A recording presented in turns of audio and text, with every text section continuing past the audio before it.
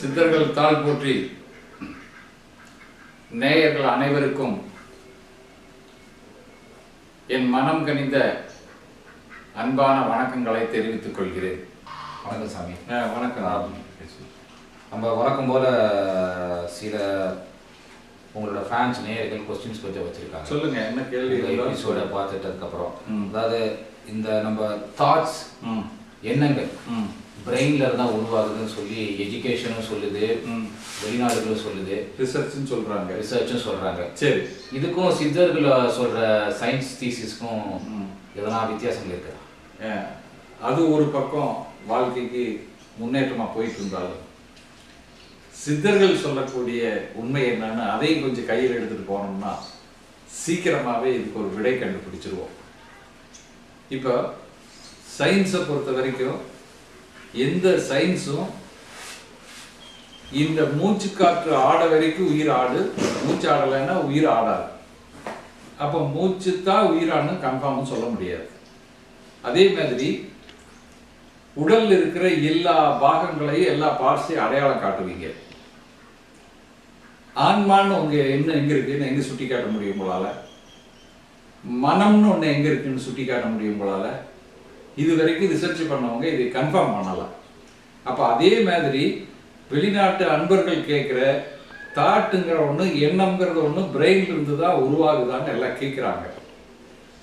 இது ரிசர்ச் ஒரு பக்கம் முன்னுக்கு போயிட்டு இருந்தாலும் அதையும் வரவேற்கிறோம். ஆனா சித்தர்களோட தீசிஸ்ல இந்த மனசினோட எண்ணத்தை தீர்மானிக்கக்கூடிய விஷயம் பிரபஞ்சத்தினோட கையில தான் இருக்கு. இந்த பிரபஞ்சம் ஒவ்வொரு ஆன்மாவையும், ஒவ்வொரு பிண்டத்தையும், ஒவ்வொரு கருவியும் தீர்மானிக்கும் போதே, இப்ப நான் முதல்ல சொன்ன எபிசோடுகள்ல 5 பஞ்சபூதங்கள் 5 ஆதாரங்களா இருக்கு, 9 கிரகங்கள் 9 அவயங்களா இருக்குது. அதாவது சூரியன் எலும்பு, சந்திரன் ரத்தம், செவ்வாய் மச்ச, புதன் தோல், குரு மூளை, சுக்கரந்திரியம், சனிகாரம் மலை, ராகு உடம்பு, கேதுங்கள். அப்ப இந்த ரத்தத்தினோட தன்மை எப்படி உருவாக்கப்படுதுங்கிறது தான் இன்றைய ரிசர்ச் வரைக்கும் அது தீர்மானம் பண்ண முடியாத ஒரு ஓரலான விஷயமா வச்சிருக்காங்க. இந்த ஓரலான விஷயத்தை சித்தர்கள் எப்படி கன்ஃபார்ம் பண்ணான்னு கேட்டீங்கன்னா, உயிர் வாழ்றதுக்கு இயற்கை கொடுக்கறது 3 விஷயம். 1 உணவு, 2வது நீர், 3வது காற்று. எல்லா உயிரினங்களுக்கும் இந்த இயற்கை கொடுக்கிற பிரபஞ்சத்தினோட ரகசியம் இதுதான். இப்ப நம்ம ஒரு கேள்வி முன்னுக்கு வைக்கிறோம். உயிர் வாழ்றதுக்கு எல்லாரும் நிலத்தில் விளைஞ்சதானே சாப்பிட்டோம், ஜீரணமாய் வந்தா ஒரே பிளட் குரூப் தானே இருக்கணும். ஏன் பிளட் குரூப் மாறிச்சுன்னு இன்னும் தெரியல. இதே சித்தர்கள் ஒரே வார்த்தையில அன்னைக்கு சொல்லியிருக்காங்க, மனம் போல வாழ்வுன்னு சொல்லி. அப்போ இந்த மனம் போல வாழ்வுன்னா என்ன அர்த்தம்னா, ஒருத்தருக்கு நல்ல மனசு, இப்ப எல்லாரும் நல்லா இருக்கு, எல்லாரும் ஹெல்ப் பண்ணும். இன்னொருத்தருக்கு யார் எப்படி போனேன்னா நம்ம வேலையை பார்த்துட்டு இருப்போம். இன்னொருத்தருக்கு அவங்க அப்படி பண்றாங்களா, இப்படி பண்றாங்க, நான் பார்க்கிறேன், பிடிக்கிறேன். இப்படி பலதரப்பட்ட மனசுள்ள மக்கள் நமக்கு தெரியும். சித்தர்கள் அன்னைக்கு சொல்லிய வார்த்தை என்னன்னா, மனம் போல வாழ்வுன்னா இதுதான் மனசு. இப்ப ஒவ்வொருத்தரோட மனசு வெவ்வேறு விதமா வச்சிருக்கிறோம். அப்ப நிலத்துல விளைஞ்சதை சாப்பிட்டோம்னா ஜீரணமாய் வந்த ஒரே பிளட் குரூப் தான் இருக்குன்னா, மனம் போல வாழ்வுனா அவங்க மனம் என்னமோ அது ஜீரணமாய் வந்தா அந்த இடத்துலதான் பிளட் குரூப் சேஞ்ச் ஆகிற இடம். அப்ப எண்ணத்துக்கு தகுந்த மாதிரி தான் பிளட்னோட வைப்ரேஷன் இருக்கும். அப்ப அந்த பிளட்னோட வைப்ரேஷன்ல இருந்து அவங்களோட நல்வினை தீவினைக்கு எந்த இந்திரியம் பாத்தியப்பட்டதோ அதை மட்டும்தான் இறைவன் கன்சீவ் ஆகிறதுக்கு விடுவான். அப்ப அந்த ஸ்பேமினோட வைப்ரேஷன்ல இந்த 5 பஞ்சபூதம் 9 கிரகங்களோட சக்தியை அந்த ஸ்பேம் எவ்வளவு ரிசீவ் பண்ணிக்கிற கெப்பாசிட்டி இருக்குதோ அதுதான் பிளட்னோட வைப்ரேஷன். அப்ப அந்த இடத்துல தான் மனிதனுக்கு மனிதன் எண்ணங்கள்ல செயல்கள்ல வேறுபடுறதுக்கு காரணமே அதுதான். அப்ப இந்த வேறுபாடு இயற்கையில் இருந்துதான் நிகழுது. அப்ப ஜென்ரலா இவங்க யோசிக்கிற விஷயம் மனசை பொறுத்தது, எண்ணத்தை பொறுத்தது, பிரெயினை பொறுத்ததுனால சொல்ல முடியாது. ஒவ்வொரு தனிப்பட்ட நபருக்கும் இது சேஞ்ச் ஆகும். ஒரே கருத்தை நீங்க இப்படிதான் செய்யணும்னு சொன்னா இன்னொருத்தர் அது மாற்று வழியில செய்யணும்னு சொல்லுவோம், இன்னொருத்தர் மாற்று. ஆனா செய்யக்கூடிய செயல் ஒண்ணுதான். அப்ப எல்லாரும் வாழ்க்கையில் எதை நோக்கி போறோம்? நம்ம நினைக்கிறது நிறைவேறணும், நம்ம நினைச்சபடி வாழணும், நம்ம எண்ணங்கள் ஈடேறணும், அப்படிங்கிற மாதிரி தான் எல்லாம் யோசிக்கிறோம். ஆனா சிலருடைய எண்ணங்கள் சில நேரங்கள்ல ஜெயிக்குது, சிலருடைய எண்ணங்கள் சில நேரத்துல தோக்குது.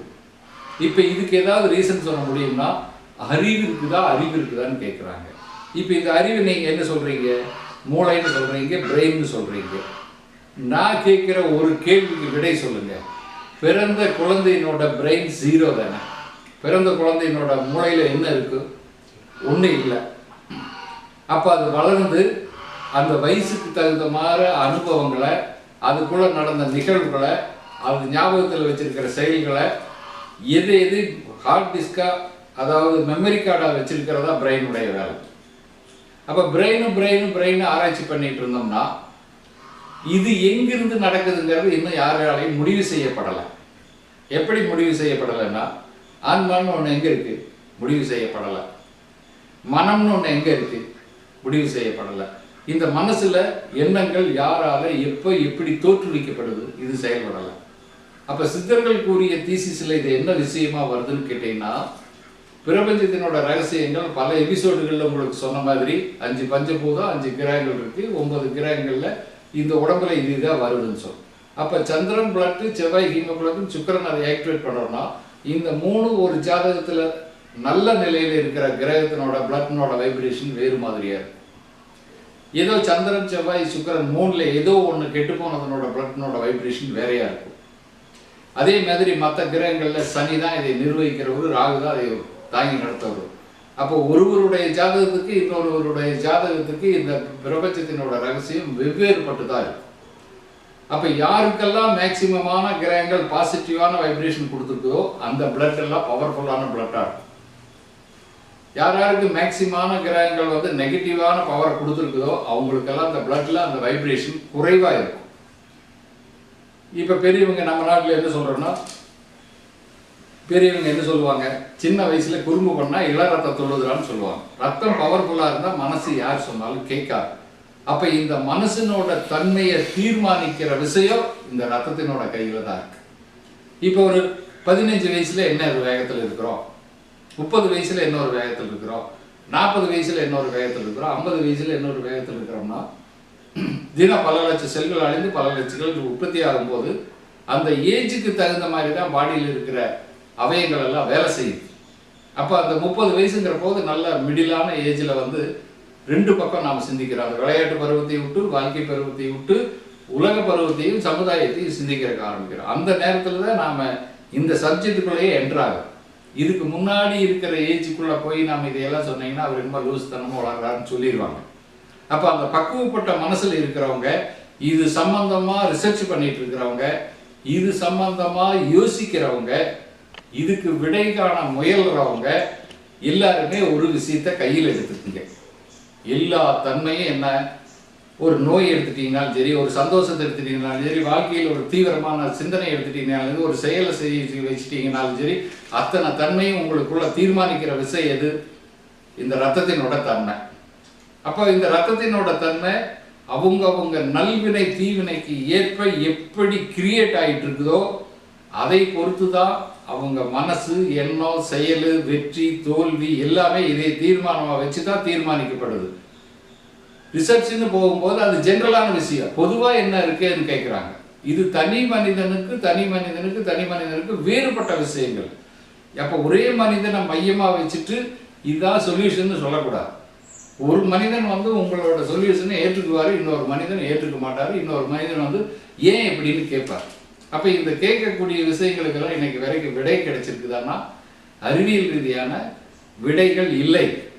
அப்போ அந்த அறிவியல் ரீதியான விடைகள் போகணும்னா இவங்க பிளட்னோட தன்மையை இப்போ நம்ம என்ன பண்ணுறோம், லேபில் கொண்டு கொடுத்து லேப் டெஸ்ட் பண்ணி பிளட்டில் இது குறைவாக இருக்குது, இதில் குறைவாக இருக்குதுன்னு சொல்கிறோம்.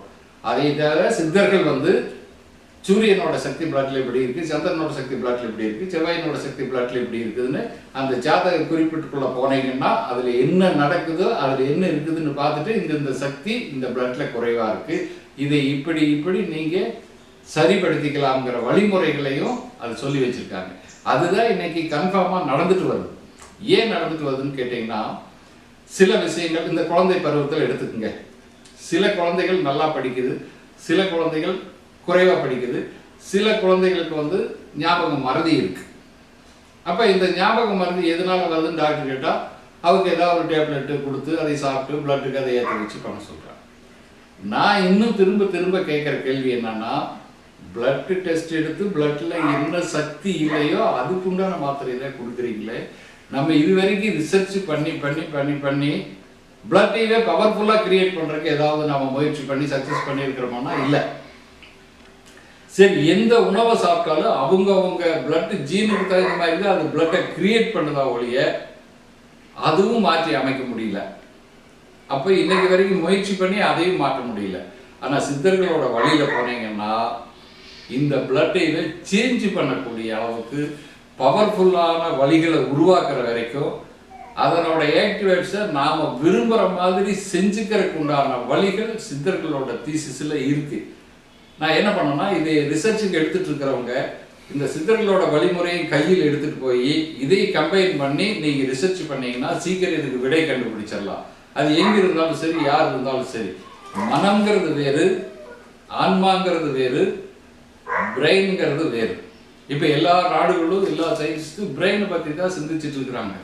அந்த குழந்தைக்கு வந்த வெறும் பிறந்த குழந்தையினோட பிரெயின் எம்டியாக இருக்குது. இதனோட வாழ்க்கையில் 10 வயசுல என்ன, 20 வயசுல என்ன, 30 வயசுல நடந்த நிகழ்வுகளை மெமரி கார்டாக வச்சிருக்கிறத பிரெயினுடைய வேலையை ஒழிய எண்ணங்களை உருவாக்குவது பிரெயினுடைய வேலையல்ல. இப்போ எண்ணங்களை எப்போ உருவாகுன்னு கேட்டிங்கன்னா, இப்போ 30 வயசு வாழ்ந்துட்டோம். எது வேணும், எது வேண்டாம், எது நமக்கு பிடிக்கும், எது செய்யலாம், எது செய்யக்கூடாது, எப்படி இருக்கணுங்கிற ஆலோசனையை கொடுக்கக்கூடியது தான் அறிவு. ஆனால் எண்ணத்தை உருவாக்குறது அறிவு அல்ல. அப்போ எண்ணத்தை உருவாக்கக்கூடிய விஷயம் எங்கே இருக்குன்னா மனம்ங்கிற ஒரு பார்ட்டு. இந்த மனம் எங்கே இருக்குன்னா இன்னைக்கு வரைக்கும் யாராலையும் கன்ஃபார்மாக சொல்ல முடியல. எப்படி உயிரோ ஜீவனோ சோலோ எங்கே இருக்குன்னு கன்ஃபார்மாக சொல்ல முடியும்னா மனம் எங்கே இருக்குன்னு சொல்ல முடியும். டோட்டலி எல்லா பிளட்னோட வைப்ரேஷன் சேர்ந்தது தான் மனம். அப்போ இந்த பிளட்னோட வைப்ரேஷனில் இந்த பஞ்சபூத அடிப்படையில் சோலார் சிஸ்டத்தில் இருக்கிற கிரகங்களோட அடிப்படையில் எந்த கிரகத்தினோட தன்மை நமக்குள்ள பவர்ஃபுல்லாக இருக்குதோ பவர்ஃபுல்லான எண்ணங்கள் உருவாகும், பாசிட்டிவான எண்ணங்கள் உருவாகும், பாசிட்டிவான செயல்கள். இந்த 9 கிரகங்களில் 9 அவயங்களை தீர்மானிக்கிறதுல எது நெகட்டிவான கிரக திசை நடத்த புத்தி நடத்த வருதோ அந்த காலகட்டத்தில் அதே பிளட்ல அந்த நெகட்டிவ் வைப்ரேஷன் கிரியேட் ஆகி அதை நெகட்டிவாக சிந்திக்க வச்சு நெகட்டிவாக செய்ய வச்சு அதை தோக்க வச்சிடும். அப்போ எல்லாமே மனம்ங்கிறது என்னன்னா டோட்டல் பாடியில் இருக்கிற பிளட்னோட வைப்ரேஷனில் சேர்ந்தது தான் மனசினோட பவரை தீர்மானிக்கக்கூடிய விஷயம். அதாவது சித்தர்களோட தீசிஸில். ஆனால் இங்கே ஜென்ரலாக பார்க்குறவங்க எல்லாம் என்ன பண்ணுறீங்கன்னா பொதுவாக மனம்னா என்ன அதோட விட்டுறீங்க. ஆளுக்கால் வேறுபடும், அது அதை யோசிக்கிறது இல்லை. அப்போ எல்லாருக்கும் ஜென்ரலாக இருக்கிற ஒன்று பிடிக்குமானா பிடிக்காது. இந்த கான்செப்ட் வந்து சித்தர்களோட கான்செப்ட் படி எதுலையுமே எல்லா விஷயங்கள்லையுமே ப்ரூவ் பண்ணலாம். இப்போ ஒரு மனிதன் வந்து ஜெயிச்ச காலம் இருக்கு, ஒரு மனிதன் வந்து தோத்த காலம் இருக்கு. அப்போ ஜெயிச்ச போது அறிவு அவனுக்கு எக்ஸ்ட்ரா இருக்குதா, தோத்த போது அவனுக்கு அறிவு இல்லாமல் போச்சா? அப்போ நாம் தவறாக தானே சிந்திக்கிறோம். அப்போ ஜெயிச்ச போது இது அறிவுதா, தோத்த போது இது அறிவுதா? அப்போ அறிவுக்கு அறிவு இருக்குதான்னு நான் சில பேருக்கு வேடிக்கையை கூட கேட்டுக்கிறேன். அப்போ இந்த விஷயத்தில் போகும்போது ஜெயிச்ச போது இருந்த எண்ணம் அறிவு மாதிரி தான், தோத்த போது இருந்த எண்ணமும் அறிவு மாதிரி தான். அப்போ அறிவுக்கு அறிவில் இருந்தான்னு அர்த்தம். அப்போ இந்த கான்செப்டை வந்து இன்னும் இந்த துறையில் இருக்கிறவங்க வந்து இன்னும் முழுமையாக யோசித்து இதுக்கு விடை காண்றதுக்கு உண்டான என்னென்ன வழிகள் இருக்குதோ அதை நீங்கள் கையில் எடுங்க. கூட இந்த சித்தர்கள் தீசிஸில் யாராவது அனுபவமோ அறிவோ அல்லது ஆழ்ந்த சிந்தனைகளோ ஆழ்ந்த திறமையோ பெற்றிருந்தீங்கன்னா நீங்கள் இதுக்கு சப்போர்ட் பண்ணுறதுக்கு வாங்க. ஏன்னா ஒவ்வொரு துறையும் ஆன்மீகம் ஒரு துறையில் போயிட்டுருக்கு, அறிவியல் ஒரு துறையில் போயிட்டுருக்கு, ரெண்டு கேட்டாலும் இந்த மந்திர தந்திரம் ஒரு வழியில் போயிட்டுருக்கு, வாழ்வியலோட சிந்தனைகள் ஒரு வழியில் போயிட்டுருக்கு. இப்படி ஒரு மனிதனோட வாழ்க்கையில் பலதரப்பட்ட எண்ணங்களை நம்மளாக கிரியேட் பண்ணி வச்சுட்டு இருக்கிறோம். அப்போ இதுக்கு பேசிக்கான விஷயம் என்னவா இருந்தாலும் பிளட்னோட தன்மை என்னமோ அதுதான் எண்ணத்தினோட தன்மை. எண்ணத்தினோட தன்மை என்னமோ அதுதான் வெற்றியை தோல்வியை தீர்மானிக்கிற விஷயம். அப்போ எல்லா துறைகளும் சேர்ந்து இதனோட வைப்ரேஷனை நீங்கள் ஊர்ஜிதமாக கொண்டு வந்தீங்கன்னா இதை எப்படி ஜெயிக்க வைக்கிறதுங்கிறது சொல்லலாம். எல்லாமே வெற்றிக்கு வழி என்ன, முடிவுக்கு வழி என்ன, சந்தோஷத்துக்கு வழி என்ன, நினைப்பது நடக்கிறதுக்கு வழி என்ன, இப்படியெல்லாம் தனித்தனி பாட்டாக வந்து எடுத்து எல்லாரும் பண்ணிகிட்டு இருக்கிறோம். அதெல்லாம் வேண்டாம். பேசிக் எது அதை நாம் முதல்ல கண்டுபிடிக்கணும். அதை பவர்ஃபுல் ஆக்கிறதுக்கு என்ன வழி அதை கண்டுபிடிக்கணும். இது ரெண்டும் இணைஞ்சிச்சுன்னா தோல்விகள் இல்லை. தோல்விகள் இல்லைன்னா ஒரு மனிதனோட வாழ்க்கை சந்தோஷமா அமையும்.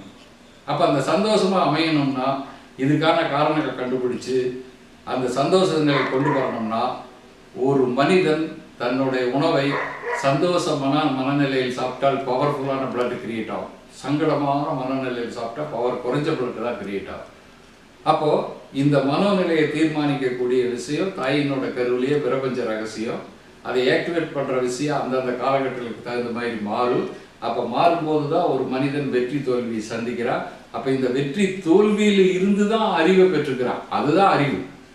அது மனம், அறிவு அல்ல, அது மனம் அல்ல. இந்த நிகழ்வுகளை வச்சு நன்மை தீமை பகுத்து பார்த்து தெளிவாகிறது தான் அறிவு. ஆனால் மனம்ங்கிற செயல் ஒன்று அல்ல, அறிவு அல்ல. ஆனால் ஒரு மனுஷனுக்கு அந்த மனசை மீறி எந்த செயலையும் அவரால் பண்ண முடியாது. நிச்சயமா முடியாது. ஸோ ஒரு டிவியோ என்னவோ போட்டால் அவங்களோட எண்ணங்கள் மாறணும். அது இது தற்காலிக நிவாரணம். இப்போ என்னன்னா மருந்துன்னு ஒன்று கண்டுபிடிக்கிற அலோபதியில் மருந்துன்னா மறு உந்துங்கிறது, அந்த பிளட்டை போய் மறு உந்து பண்ணி விடுறது தான். இப்போ நாங்கள் இதை நினச்சிங்கன்னா இப்படி வரும்னு சொல்கிறது, டிவியில் பார்த்து ஒரு விளம்பரம் கொடுக்கறது, அது செய்யறதெல்லாம் அப்போதைக்கு மனசை சாட்டிஸ்ஃபைடு கூடிய திருப்திப்படுத்தக்கூடிய ஒரு செயலாக இருக்கலாம். ஆனால் அது நிரந்தர தீர்வாக வருமானு கேட்டால் யாராவது இதுக்கு பதில் சொல்ல முடியுமா? நமக்கு தேவை நிரந்தர தீர்வு, அப்போதைக்கு உண்டான சொல்யூஷன் அல்ல. எனக்கு ஒரு முக்கியமான கேள்வி சாமி, இது ரொம்ப ஒரு முக்கியமான கேள்வி. அதாவது இப்ப நிறைய பேர் இந்த மேற்கு நாடுகள் எல்லாம் வந்து இந்தியாவிலும் வருது. அதாவது ஒருத்தர் வந்து உங்களுக்கு எண்ணங்களை மாத்தணும்னு சொல்லி கோர்ஸே இருக்குது. இதுக்கு லட்சக்கணக்கான ஃபீஸ் எல்லாம் வாங்குறாங்க, ஒரு வார கோர்ஸ். உங்க எண்ணங்களை மாத்தலாம் நீங்களே அப்படின்னு சொல்லி அவங்க என்னென்ன டெக்னிக் கொடுக்குறாங்கன்னா, பிக்சர்ஸ். இப்போ ஃபார் எக்ஸாம்பிள் வந்து ஒருத்தர் வந்து நிறைய பணம் சம்பாதிக்கணும்னா பணத்தோட போட்டோவை ஒட்டி வச்சு நீங்க பணம் சம்பாதிக்கிற மாதிரி நிறைய காதுல வந்து ஆடியோலாம் கேட்க வச்சு உங்க எண்ணம் 40 நாள் மாறிடும், நீங்க வந்து பணக்கார எண்ணம் வந்துடும், ஏன்னா 1 லட்சம் ரூபாய் ஃபீஸ் அப்படின்னு சொல்லி கோர்ஸ் இருக்கு. இதுக்கு பேர் லா ஆஃப் அட்ராக்ஷன் பேர் சொல்றேன், நியூரோ லிங்குவிஸ்டிக் ப்ரோக்ராமிங். ஸோ அவங்க என்ன சொல்றாங்கன்னா அதெல்லாம் ரொம்ப ஃபேமஸ், இந்தியாவில் 4 லட்சம் தேசம் போயிட்டு இருக்குது. அதாவது போட்டோவை பாருங்க, பிக்சரை பாருங்க, நாங்க சொல்ற எக்ஸசைஸை கண்ணை மூடிட்டு பண்ணுங்க, நீங்க உண்மையிலே பணக்காரனா ஆயிடுவீங்க, 40 நாள்ல 50 நாள் ஆயிடுவீங்க, பணங்கிற ஒரு எண்ணம் உங்களுக்கு வந்துடும், கெட்ட திங்கிங் எல்லாமே போயிடுன்னு சொல்லி இந்த கோர்ஸ் வந்து ரொம்ப ஃபேமஸா நடந்துட்டு இருக்குது. இது வந்து சித்தர்கள் சொன்ன உண்மை வந்து வேற மாதிரி இல்லை. சித்தர்கள் சொன்ன உண்மையும் இவங்க சொல்ற உண்மையும் ஒன்றுதான். ஆனா இதுல ஒரு கருத்தை இவங்க விட்டுட்டாங்க. என்ன விட்டுட்டான்னு கேட்டா, ஒவ்வொருத்தரும் ஒவ்வொரு மனோநிலையில இருப்போம். எல்லாத்துக்கும் போய் நீங்க அப்படி நினைங்க அப்படி நினைங்க அப்படி நினைங்கன்னு சொன்னா இது யாரு போய் இதை ஏத்துக்குவா? இயற்கையாவே அவங்கவுங்க மனசுல அந்த எண்ணம் உருவாகும். இந்த எண்ணத்தை தோற்றுவிக்கிறதா கர்மான்னு சொல்லிட்டு, அப்ப கர்மாவனோட பதிவு கழிஞ்சால் மட்டுமே இந்த எண்ணம் மேல வரும். பாசிட்டிவான கர்மா வரும்போது ஆட்டோமேட்டிக்கா மேலான எண்ணம் ஜெயிப்பு, நெகட்டிவான கர்மா வரும்போது ஆட்டோமேட்டிக்கா நெகட்டிவான வைப்ரேஷன், நெகட்டிவான செயல் தோல்வி. நான் இதை ரெண்டையும் சமன்படுத்துறதுக்கு சித்தர்கள் வழி வச்சிருக்காங்க. இதை ரெண்டையும் சமன்படுத்திட்டு நீங்க அந்த நிலைக்கு போயிட்டீங்கனால ஆட்டோமேட்டிக்கா உங்களுக்குள்ளே அதே கிரியேட் ஆகும். நீங்க எதையும் சப்போர்ட்டுக்கு எடுத்துக்க வேண்டியங்கிற விஷயமெல்லாம் இல்லை. நீங்க அப்படி நினைங்க இப்படி நினைங்க, அதெல்லாம் ஒரு கற்பனை. நான் என்ன சொல்றேன்னா, அது நான் அப்படி நினைச்சு உங்ககிட்ட நடிச்சு காமிக்கிற மாதிரி ஒரு நடிப்பு தான் ஒழிய உண்மையான எண்ணம் வந்து தனக்குள்ள ஆழ் மனதில் பதியணும்னு நான் போன எபிசோட்லயே சொல்லியிருக்கேன். 3 மனசுல புறமனது, நடுமனது, ஆழ்மனது. அந்த நடுமனது ஆழ்மனதினோட தொடர்பை வந்து பதிவு பண்ண வைக்கக்கூடியதான் மெடிடேஷன். இதை வந்து நீங்க அப்படி கற்பனை பண்ணுங்கன்னா யாரும் ஏத்துக்க போறது இல்லை. இப்ப நான் சாப்பிட்டாச்சுன்னு சொல்லி கற்பனை பண்ணுன்னா என் வயிறு நிறைஞ்சுக்க போகுது இல்ல. அது மாதிரி முறையான செயல்ல நீங்க கொண்டு போனாதான் அந்த பிளட்னோட வைப்ரேஷன் சேஞ்ச் ஆனாதான் மனம் கற்பனைக்கு போகும். மனம் கற்பனைக்கு போனா எண்ணம் உருவாகும், எண்ணம் உருவானாதான் செயல் வெற்றி அடையும். இதெல்லாம் வந்து மேலோட்டமா பார்க்கும்போது முழுமையான சப்ஜெக்ட் தான். ஆனா ஒவ்வொருவருக்கும் இது பொருந்துமாங்கிறத யோசிக்கணும். ஸோ இப்போ மெடிடேஷன் பண்ணி ஆள் மனசுல எண்ணங்களை வச்சா ஆட்டோமேட்டிக்கா பதிவாயிடும். இதான் சித்தர்கள் காட்டிய மெடிடேஷன் வந்து வாசிவம் முன்னிலையம் தியான மெடிடேஷனுங்கிறது எல்லாமே சித்தர்கள் காட்டிய வழியில தன்னோட புற உலகத்தினோட எண்ணத்தை ஆள் மனதில் பதிய வைக்கிற காரணம் தான் மெடிடேஷன். போன எபிசோட்ல உங்களுக்கு நிறைய இது விளக்கமா எப்படி பதிய வைக்கிறதுன்னு சொல்லியிருக்கணும். நீங்க சொன்னது வந்து பண்ணா போதும், ரொம்ப சிம்பிள், ரொம்ப சிம்பிள், வெரி சிம்பிள். எல்லாமே 7 நாள் உட்காந்து கோர்ஸ் எல்லாம் படிக்க வேண்டாம். நான் சொல்ற ஒவ்வொரு விஷயமே அந்தந்த கோர்ஸ் அந்தந்த சம்மந்தப்பட்டவங்க எடுத்துட்டு வந்து மக்கள் இடத்துல கொடுக்குறாங்க. அது வரவேற்கத்தக்க ஒன்றுதான். ஆனா எல்லாம் சேர்த்து கம்பைனா கொண்டு போய் ஒரே முட்டை வைக்கிறீங்களே. எனக்கு பழைய சோறு சாப்பிட பிடிக்கும், விக்னேஷுக்கு நான்வெஜ் சாப்பிட பிடிக்கும், இன்னும் 2 பேர்த்துக்கு 2 சேர்த்து சாப்பிட பிடிக்கும். அப்போ ஒவ்வொருத்தரும் எப்படி நீங்க சொல்ற கருத்தை அக்செப்ட் பண்ணிக்குவான்னு நீங்க எப்படி யோசிக்கிறீங்க? அப்ப மனசை பொறுத்த விஷயம்னு தானே முதல்ல இருந்து கேட்குறீங்க. அப்போ ஒவ்வொருத்தருக்கும் உடையிலிருந்து, உணவுலேருந்து, பழக்க வழக்கத்திலிருந்து, தொழிலிருந்து எல்லாம் மாறுபட்டு தானே இருக்கிறோம். அப்போ எப்படி ஒருத்தர் ஒன்று ஏற்று அக்செப்ட் பண்ணிக்குவான்னு சொல்றீங்க? அப்போ நீங்க உங்களை நியூட்ரஸ் பண்ணுங்க, அப்பதான் மனம் வெறுமையாகும். மனம் வெறுமையானாதான் நீங்க சொல்ற எண்ணத்தை கொண்டு போய் அதில் திணிக்க முடியும். மனசுக்குள்ள 1000 ரூபாய் டென்ஷன் வச்சுட்டு இருக்கும்போது இந்த எண்ணத்தை கொண்டு எப்படி நீங்க வெளியே வைப்பீங்க? ஒரு விஷயம் புரிய மாட்டேன். இவங்க அறிவுன்னு சொல்றாங்க இல்லையா? சித்தர்களை பொறுத்த வரைக்கும் இறை அருள் இருந்தா உங்களுக்கு வெற்றி இல்லை. இறை அருள்ங்கிறது அவங்க அப்பா அம்மா நன்மை தீமையை பொறுத்து அந்த பின்னங்கள் கிரியேட் ஆகும், உள்வினை பொறுத்து. இறை அருள்ங்கிறது என்னன்னா உள்ள இருக்கிற ஆன்மாதான், அந்த ஜீவன் தான் இறை அருள். அதுதான் ஜீவசக்தி, அதுதான் நம்மளை வழி நடத்திட்டு இருக்கு. இந்த சக்தியை எப்படி எப்படி எல்லாம் யூஸ் பண்ணனா நம்ம மனம் செம்மை அடையுங்கிறத அந்த மந்திரங்கிற சப்ஜெக்ட்ல ஆன்மீகங்கிற போர்வையில் அது கொடுத்து வச்சிருக்கிறாங்க. அதையும் உங்களுக்கு நான் விளக்கமா கொடுத்து வச்சிருக்கிறேன். இப்படி நான் சொல்லக்கூடிய விளக்கங்களை ஒன்னொன்னா சொன்னதுக்கு பிறகு ஊன்றி கவனிச்சீங்கன்னா இதில் உள்ள முறைகள், இதில் இருக்கிற செயல்பாடுகள், அதனால அடையக்கூடிய நன்மைகள் அத்தனையும் உங்களுக்கு கோர்வையா கிடைக்கும். அதனால அப்படி போய் பாருங்க. முதல்ல அடுத்த கேள்வி கேளுங்க. நிறைய பேர் கேட்குறாங்க சாமி, அதாவது சித்தர்கள் இப்ப இருக்கிறாங்களா? இருக்காங்க. திருவண்ணாமலையில பார்க்க முடியல. இங்க திருவண்ணாமலைன்னு இல்லை, கன்னியாகுமரியிலிருந்து காஷ்மீர் வரைக்கும் எந்தெந்த மலைகள் இன்னும் அந்த அறிவியல் ரீதியா பூகோள ரீதியான இயற்கை சூட்சமங்களை வச்சிருக்குதோ அந்த இடங்கள் எல்லாம் இன்னும் சித்தர்கள் வாழ்ந்துட்டே இருக்காங்க. இந்த சித்தர்கள் யாருன்னு கேட்டீங்கன்னா அந்த கர்மா படி அந்த பதிவு பெற்று கர்ம வினைய வென்று, அதாவது சரியை, கிரியை, யோகம், ஞானம். இந்த சரிங்கிறது நாம யாருங்கிறது அறிஞ்சுக்கிறது, கிரியைங்கிறது அதை யூஸ் பண்ணி பார்க்கறது, யோகங்கிறது அனுபவிக்கிறது, ஞானம்ங்கிறது இறை சக்தியோட ஒன்றி போறதுதான் ஞானம். அப்ப இறை சக்தியோட ஒன்றி போயிட்டோம்னா ஆன்மா வேறு, உடம்பு வேறு அல்ல. இப்ப ஆன்மாவுக்கு என்ன வேலைன்னா நம்ம கர்மாவனோட பதிவை நடிக்க வைக்கிறது தான் ஆன்மாவுக்கு. அப்போ நம்ம வெறுமை ஆயிட்டோம்னா ஆன்மாவும் உடம்பும் ஒன்றாயிடும். அப்போ ஆன்மாவும் உடம்பும் ஒன்றாயிட்டோம்னா பிரெயினோட எல்லா பார்ட்டும் ஓப்பன் ஆயிடும். எல்லா பார்ட்டும் ஓப்பன் ஆச்சுன்னா இறை காட்சிகள், நமக்கு இயற்கை காட்சிகள், இயற்கையினோட ரகசியங்கள் எல்லாமே தெரியும். அப்ப தெரிஞ்ச உடனே இதான் நடக்க போகுதுன்னு அவனை அறிஞ்சவன் மௌனியா உலகத்தை பார்த்துட்டு வேடிக்கை பார்த்துட்டு சிரிச்சுட்டு உட்கார்ந்துக்கிறேன். இப்ப வேற சித்தர்கள் பார்த்துருப்பீங்க, தன்னை போல பேசியிருப்பாங்க. நான் போன சொல்லி சொன்னேன், நாய் போகுது, கழுது போகுது, பண்ணி போகுது, இப்படி தன்னை போல பேசிட்டு இருக்கிறது ஒரு சித்தர் பார்ப்பீங்க. அவங்க என்ன சொல்றாங்கன்னா, ஏன் இப்படி பேசுறீங்கன்னா அந்தந்த உருவத்துல மனிதனை படைக்கப்பட்டிருக்குது இறைவன். இவன் நாய் குணம் படைச்சவன், பேய் குணம் படைச்சவன், கலந்து அப்படி எல்லாம் அந்த உண்மை நிலை தெரிஞ்சவங்க இப்படிதான் கிறுக்குத்தனமா பேசிட்டு உட்கார்ந்துக்கிறாங்க ஒழிய மக்களை பார்த்தான்னா அவங்களுக்கு ஒரு மாதிரியா தெரியுது. அதனால மக்கள் கிட்ட அதிக தொடர்பு வச்சுக்கிறது இல்லை, யாரையும் அண்ட விடுறது இல்லை. அவங்க கர்மாவை அனுபவிச்சுட்டு வரட்டுன்னா அவங்க சந்தோஷமா உட்கார்ந்துக்கிறாங்க. ஆனா என்னை பொறுத்த வரைக்கும் நான் என்ன சொல்றேன்னா, இந்த கர்மாவுங்கிற பதிவு தான், இறைகளோட பதிவு தான், அதை வழி நடத்தி பகுத்து பார்க்குற அறிவுகளோட தன்மை இதுதான். இதையெல்லாம் நீங்க கம்பைன் பண்ணி என்னன்னு தெரிஞ்சு வாழ்க்கையை வெற்றியா நடத்துறதுக்கு முயற்சி பண்ணுங்கன்னு சொல்ல வர்றதுக்கு தான் நான் இத்தனையும் உங்கள்கிட்ட சொல்லிட்டு இருக்கிறேன். அத்தனையும் இந்த சித்தர்களோட எபிசோட்ல முறையா சொல்லப்பட்டிருக்கு. அது அது ஏன் சாமி மலை பிரதேசங்களை மட்டும்தான் சித்தர்களை பார்க்க முடியுமா? ஏன் மலை பிரதேசங்களை பார்க்க முடியும்னா, இப்ப ராஜாக்கள் காலத்து வரைக்கும் இந்த இயற்கை மாசுபடலை.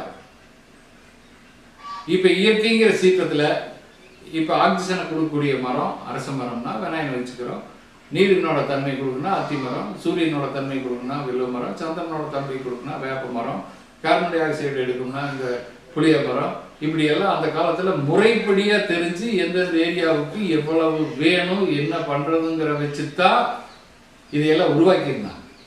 வரும் காலகட்டத்தில் நம்மளோட சுய தேவை அது இதெல்லாம் பெருகி நம்ம அந்த இயற்கையை அழிக்கிறதுக்கு தான் பாடுபடுற முடியும், உருவாக்க அழிபடுறது.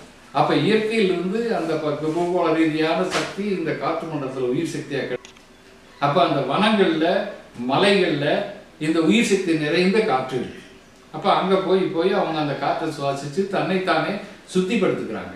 அப்ப அதனாலதான் சித்தர்கள் எல்லாமே இந்த மலை, குகை, கோயில் அந்த மாதிரி இடங்கள்ல போய் அமர்ந்துக்கிறதுக்கு காரணம். இப்ப இங்க இருந்தா கிடைக்காதுன்னா இங்க சுத்தமான காற்று இருந்தா இங்கேயும் கிடைக்கும். அப்ப முதல்ல நம்ம என்ன பண்ணோம்னா பூகோள ரீதியா சுத்தமான காற்றை கிரியேட் பண்றதுக்கு வழிவகை செய்யணும். அது மாசுபட்டு போனதுனாலதான் நம்ம இவ்வளவு சிரமத்துக்கும் மக்களுடைய வாழ்வியலுக்கும் சமுதாயத்துக்கும் வருங்காலத்தில் என்ன பண்ண போறோங்கிற ஒரு கேள்விக்குறியோட நின்றுட்டு இருக்கிறோம். நீங்க இந்த பாயிண்ட் எனக்கு சின்ன டவுட் சார். அதாவது இயற்கையை அழிச்சு இந்த இயற்கையில இருக்கிற ஜீவசக்தி அழிக்கிறதுனால நம்ம மனசுல இரிட்டேஷன் ஏதாவது வருமா? ஐயா நிச்சயமா. இப்போ பொல்யூஷனுக்கு காரணம் வந்து இரிட்டேஷன். பொல்யூஷனுக்கு காரணமே வேண்டாம். இப்போ ஒன்றும் எல்லா வாழ்க்கையிலையும் இது சந்திக்கக்கூடிய விஷயம்தான். உன்னை கையில் எடுங்க, ஒரு இடத்துக்கு நீங்க போறீங்க, அங்க போனா இன்னும் கொஞ்ச நேரம் இருந்துட்டு வரலான்னு உங்க மனசு சொல்லு. இன்னொரு இடத்துக்கு போறீங்க, வந்தமா வேலை பார்த்தோமா போலான்னு தோணும். இன்னொரு இடத்துக்கு போறீங்க, எப்படா வெளியே போகலாங்கிற மாதிரி ஒரு ஃபீலிங் கிரியேட் ஆகும்.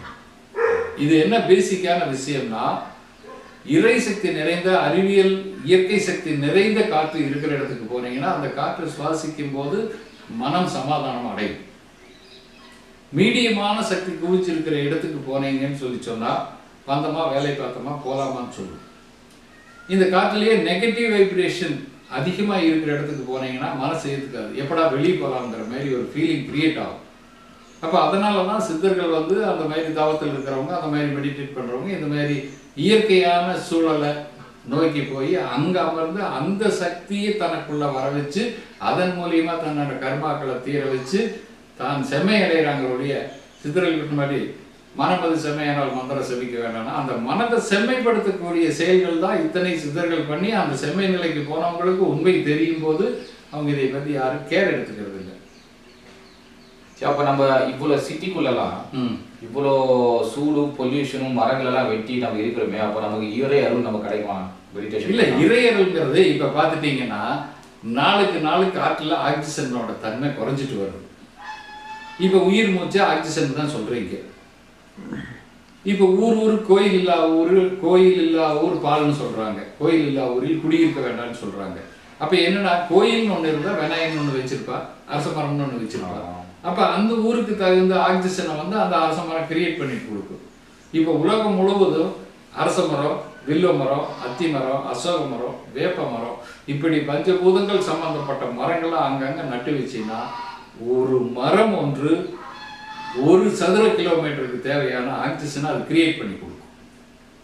அப்ப இது எல்லா ஊர்களையும் எத்தனை டிஸ்டன்ஸ் இருக்குது, என்ன பண்ணணும்னா இதை வந்து நம்ம முறையா கடைபிடிச்சாலே நீங்க சொல்ற ஓசோன் மண்டலத்தை வந்து நம்ம கட்டுப்படுத்தலாம், நிச்சயமா கட்டுப்படுத்தலாம்.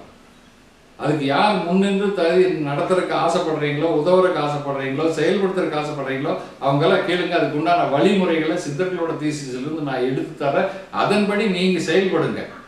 எனக்கு 2 பேர் கேள்வி கேட்டிருக்காங்க சார். என்ன கேள்வி? யூடியூப் வழியா ஒருத்தர் என்ன கேட்டிருக்காருன்னா, இந்தியா சித்தர்களோட சமாதி அடைந்த கோயில்கள் இருக்கு, ஆமா, அங்க போய் இவரோட வேண்டுதலை வச்சா சித்தர்கள் அருள் கொடுப்பாரா? இது என்னன்னு கேட்டீங்கன்னா, இந்த ஆன்மா வேறு, உடம்பு வேறு. தாயினோட கருவுல ஒரு குழந்தை வளருதுன்னா எதை வச்சு சுவாசிச்சா? மூலாதாரத்துக்கு சகசிராரத்துக்கு தான் அந்த குழந்தை சுவாசிச்சு வளர்ந்து. இப்ப அதே நிலைக்கு கொண்டு போறதுதான் சித்தர்களுடைய நிலை. தன் மூச்சு காற்ற மூலாதாரத்துக்கு சகசிராரத்துக்கு ஓடிட்டா செல்கள் அழியாது. செல்கள் அழியாம எப்போ உயிர்நிலையில இருக்கிறது தான் அதனோட உண்மை நிலை. அப்ப செல்கள் அழியாம பார்த்துட்டோம்னா உடம்பும் அழியாது, உயிரும் அழியாது. அப்ப உடம்பை விட்டு ஆன்மாவும் போகாது. இந்த சித்து நிலைக்கு போயிட்டோம்னா சித்து வேலைகள் செய்யலாம். அதை விட்டு ஞானி நிலை, அதை விட்டு முனிவர்கள், அதை விட்டு ரிஷிவர்கள், இப்படி பல தன்மைகளுக்கு போகக்கூடிய வழிகள் ஒரு ஆன்மாவுக்கு ஒரு பிண்டத்துக்கும் இருக்க தொடர்பையும் ரகசியத்தையும் சித்தர்கள் முழுமையா வகுத்து வச்சிருக்காங்க. இதுல யாருக்கு எந்த சந்தேகம் இருந்தாலும் கேட்கலாம், இன்னும் நிறைய கேளுங்க. ஏன்னா நான் நிறைய படிச்சிருக்கேன், நிறைய ரிசர்ச் பண்ணியிருக்கேன், பழைய இருக்க பிராக்டிக்கலாக வந்திருக்கிற பல ஆயிரம் பேரை இதில் கொண்டு வந்து விட்டு பல ஆயிரம் பேர்த்தோட பிரச்சனைகளை சால்வ் பண்ணி அவங்க நிம்மதியாக வாழ வச்சிருக்கனால யாருக்கு என்ன சந்தேகமாக இருந்தாலும் கேட்க சொல்லுங்க. இன்ட்ரெஸ்டிங் பாயிண்ட் சொல்லியிருக்கேன் சாமி. யாரும் இது வரைக்கும் நான் இதை எங்கேயும் பார்த்ததில்ல. ஸோ குழந்தை வந்து அந்த 5 இதெல்லாம் சுவாசிச்சு வயிற்றுக்குள்ள சுவாசிக்கிற ஒரு தாய் வயிற்றுல. ஆமாம், அந்த தாய் ரத்தத்தில் இருக்கிற அகில இல்லையா? இல்லையே, தொப்புள் கொடி வழியாக தானே அது சொல்லுவோம். முதல்ல கருவில் உருவாகிற தொப்புள் கொடி, அதன் வழியாக அதுக்கு பின்னாடி கண்ணு, அதன் வழியாக தானே எல்லாமே கிரகிச்சிட்டு இருக்கு. அப்போ பனிக்குடம்ங்கிற தண்ணிக்குள்ளே தானே அந்த குழந்தை மேந்துட்டு இருக்குது. அப்புறம் எப்படி அது காற்று சுவாசிக்கு? அது ஆக்சிஜன் ரத்தத்துக்குள்ள போய் டிசால்வ் ஆகி மாஸ் அந்த ஆக்சிஜன் உடம்புக்குள்ள போய் சொல்றாங்க. தாயினோட ரத்தத்துக்கு என்ன வேலைன்னு கேட்டீங்கன்னா, ஸ்பேம்ங்கிற ஒரு ஏட்டம்ங்கிற ஒரு ஸ்பேம்ங்கிற ஒரு மைக்ரோ இதுல பார்க்கக்கூடிய அளவு இருக்கிறதுல இந்த 6 அடி மனுஷன் ஒளிஞ்சு கிடந்தான். எந்த சக்தி போய் மற்ற அவயங்களை உருவாக்குச்சுன்னு இன்னைக்கு வரைக்கும் நம்ம கண்டுபிடிக்கல. அப்ப அந்த தாய் சுவாசிச்சு அந்த ரத்தத்தினோட சக்தி போய் மற்ற அவயங்களை உருவாக்குது. அதுல எந்த சந்தேகமும் இல்லை. ஆனா சுவாசிக்கிறது இந்த 5 இதுதான். எனக்கு பர்சனல் ஒரு டவுட் சாமி. நல்லது பண்ணா இறந்து போனதுக்கு அப்புறம் சொர்க்கத்துக்கு போவேங்கிறாங்க. இது கிறிஸ்டியானிட்டில இருக்குது, இந்து விஷயம் இருக்குது. கெட்டது பண்ணா நரகத்துக்கு போவேங்கிறாங்க. இல்ல இல்ல, இதை கொஞ்சம் மாற்றி யோசிச்சு பாருங்க. சொர்க்கம் நரகம்ங்கிறது எங்க இருக்குன்னு கேட்டீங்கன்னா, நம்ம வாங்கின வரம் விதிப்படி நமக்கு சாதகமா இருந்ததுன்னா நம்ம வாழ்க்கை சாதகமா இருக்கு, அது சொர்க்கம். நம்ம கருவிலேயே நெகட்டிவான வைப்ரேஷன் அதிகம் பெற்று வந்தாலும் அந்த வாழ்க்கையினோட எதிர்நீச்சல் போட வேண்டிய சிரமமான வாழ்க்கை, இது நரகமான வாழ்க்கை. அப்ப சொர்க்கம் நரகம்ங்கிறது எங்க இருக்குன்னா, சொர்க்கம்ங்கிறது சந்தோஷமான வாழ்க்கை வாழ்றது, நரகம்ங்கிறது துக்கமான வாழ்க்கை வாழ்றது. இது ஒரு கான்செப்ட். நீ நல்லது செஞ்சா சொர்க்கத்துக்கு போவ, கெட்டது செஞ்சா நரகத்துக்கு போகின்னு சொல்றத இதை எப்படி உங்களுக்கு நான் புரிய வைக்கலாம்னா, சில பேர் தன்னோட சுயநலன்களுக்காக இப்படி உண்மையான கருத்துக்களை மாற்றி மாற்றி சொல்லியிருக்காங்க. உதாரணத்துக்கு 1-2 எடுத்து பாருங்க. இப்போ பொதுவாக நாம் கோயிலுக்கு போகிறோம், போனால் என்ன சொல்லுவோம், முழு முதல் கடவுள் விநாயகரை சுற்றி கும்பிட்டு வருவோம். விநாயகன் எங்கே வச்சிருக்கிறீங்க? அரச மரத்துக்கு. அரச மரம் என்ன கொடுக்குது? ஆக்சிஜனை கொடுக்குது. இதே திருச்சி கூறப்பட்ட உண்மை என்னன்னா, அங்கே போய் விநாயகனை சுற்றினா ஆக்சிஜன் நிறைந்த காற்று போகும், ரத்த சுத்தமாகும். வீட்டில் ஒரு மரம், அரச மரம் இருக்கு. இதை என்ன திருச்சி சொல்றாங்கன்னா, வீட்டில் அரசன் இருந்தால் புருஷனுக்காக வெட்டுன்னு சொல்றாங்க. அப்ப அங்கிருந்து ஆக்சிஜனை கொடுக்கு, இங்கிருந்த கார்பன் டை ஆக்சைடை கொடுக்கு. இந்த மாதிரி பல உண்மைகளை நம்ம கிட்ட இருந்து டைவர்ட் பண்றதுக்காக இப்படி மாறுபட்ட கருத்துக்களை சொல்லி சொல்லி இது சொர்க்கம் இது நரகம் அதெல்லாம் இல்லை. சொர்க்கம் நரகம்ங்கிறது என்ன, வாழ்ற வாழ்க்கையில தான் இருக்கு. சந்தோஷமா வாழ்ந்தா சொர்க்கம், சங்கடமா வாழ்ந்தா நரகம். இது கர்ம வினைப்படி நடக்கக்கூடிய செயல். இந்த கர்ம வினைப்படி நடக்கக்கூடிய செயலை எப்படி மாற்றிக்கலாம் தான் உங்களுக்கு பல முறை எடுத்து சொல்லியிருக்கேன். இப்போ புண்ணியங்கிற ஒரு கான்செப்ட், இப்போ நான் நல்லது பண்றேன், எனக்கு நல்லது நடக்கும், புண்ணியம் பாவங்கிற ஒரு மேட்டர் கான்செப்ட் இல்லையா? இல்லை. இது என்ன எப்படி எடுத்துக்கணும்னு கேட்டீங்கன்னா, இப்போ நான் அவருக்கு சாப்பாடு போட்டா உனக்கு ஒருத்தர் சாப்பாடு போடுவார் ஒரு காலத்துல, இல்லை அடுத்த ஜென்மத்தை அவர் இதெல்லாம் நம்ம மனசை திருப்திப்படுத்தக்கூடிய சொல்கள். இப்போ ஒன்றும் இல்லை, ஒரு பெரியவர் வயதானவர் 6 மாசமா டாக்டர்கிட்ட ஒரு நோய்க்காக போயிட்டு இருக்கிறார். அவரும் மருந்து மாத்திரை கொடுக்குறாரு, ஒரு நார்மலாக தான் இருக்குது, இன்னும் முழுமையாக குணமடையல.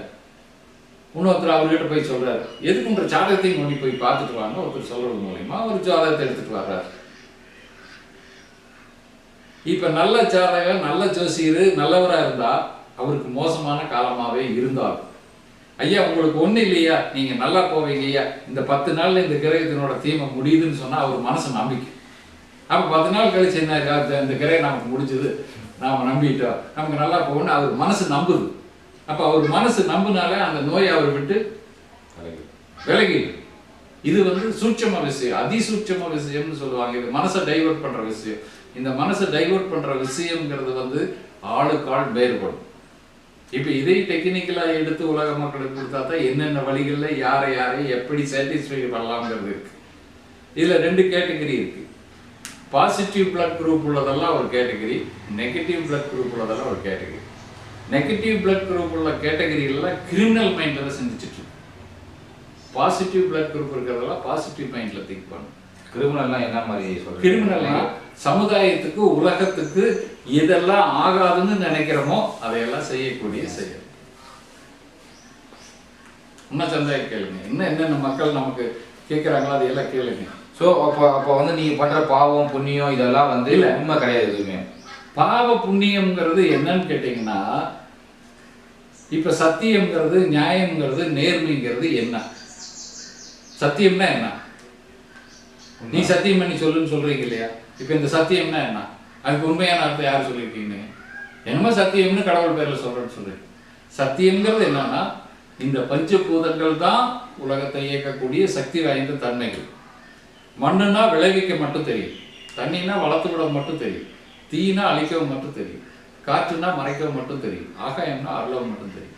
அப்போ ஒருத்தர் இல்லாம ஒருத்தர் இயக்க மாட்டாங்க, ஒருத்தர் செய்யற வேலையை இன்னொருத்தர் செய்ய மாட்டாங்க. இதுதான் சத்தியம். அப்போ உலக சத்தியத்தில் தானே இயங்குது. ஆமா. அப்ப இது சத்தியமா இல்லையா? ஸோ நம்ம சத்தியம் சொல்றது இதுதான். இதான் சத்தியம். வேற என்ன சத்தியம்? வேற யாராச்சும் புது விளக்கம் தெரிஞ்ச சொல்லுங்க சத்தியம். சத்தியம்னா நான் சொல்றதெல்லாம் உண்மை. அது திருப்பி அப்ப அதாவது வேலையை அதாவது செஞ்சுட்டு இருக்குது, அதுதான் சத்தியம்.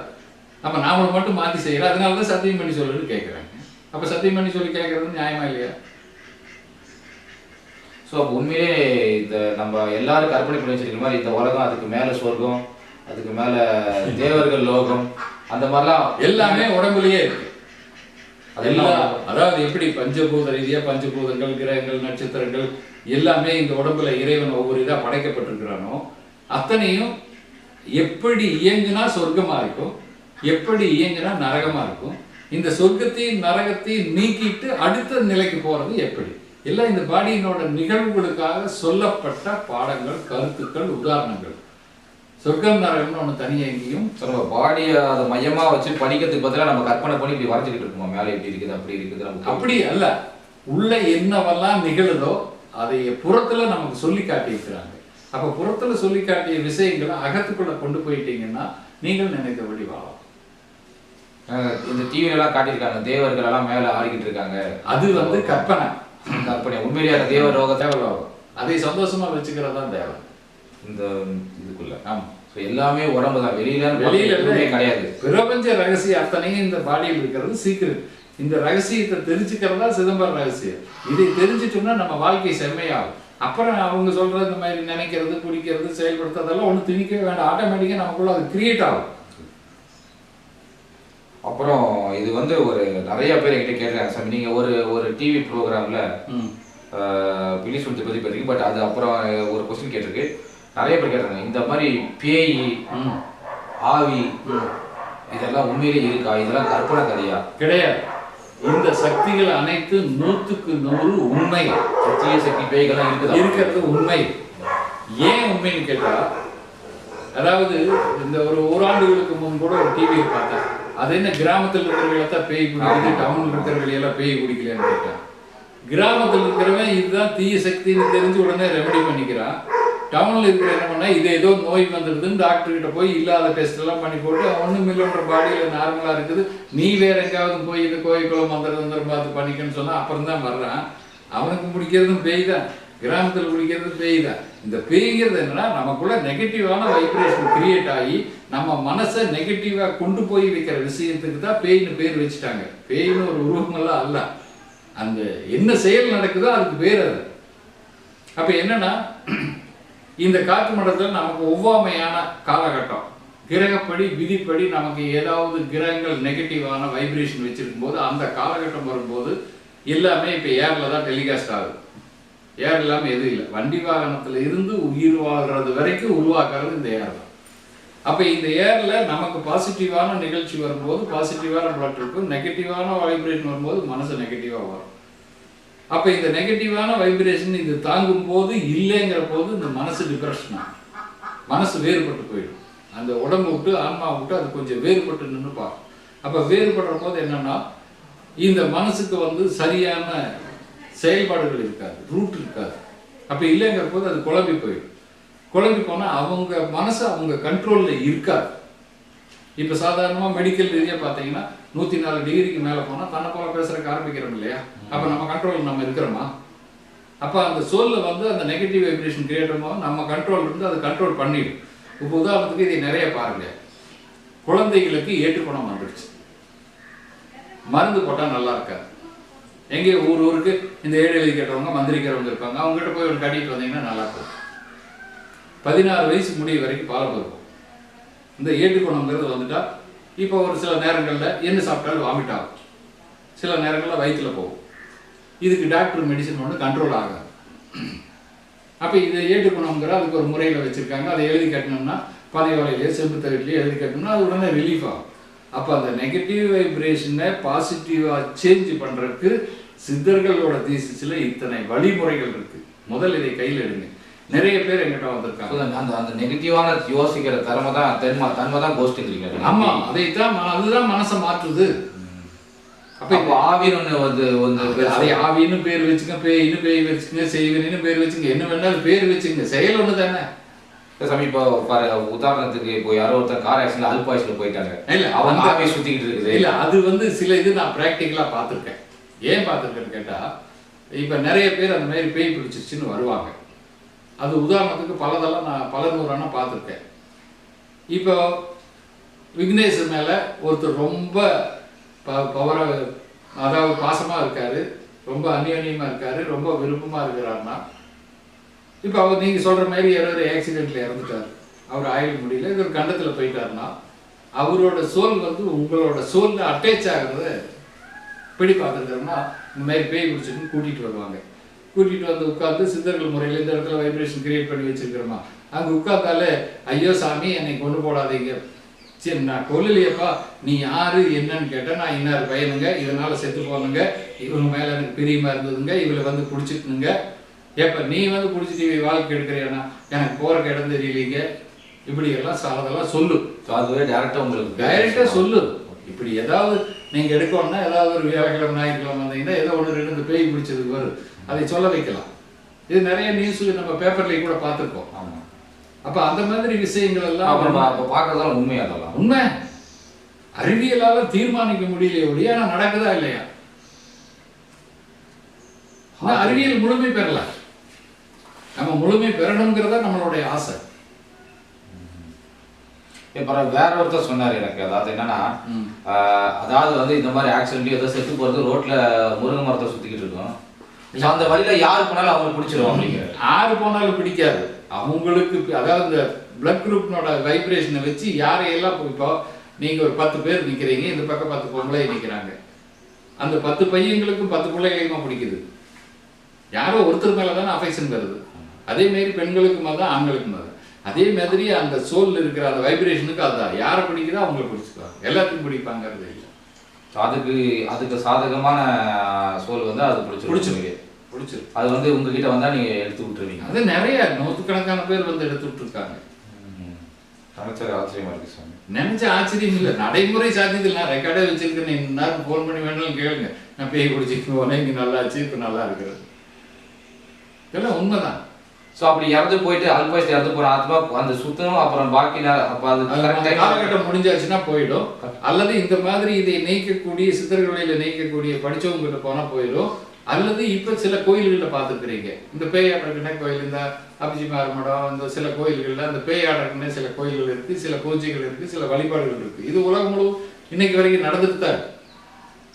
ஏதாவது ஒரு முறையில் அது சொல்யூஷன் பண்ணிட்டே தான் இருக்காங்க.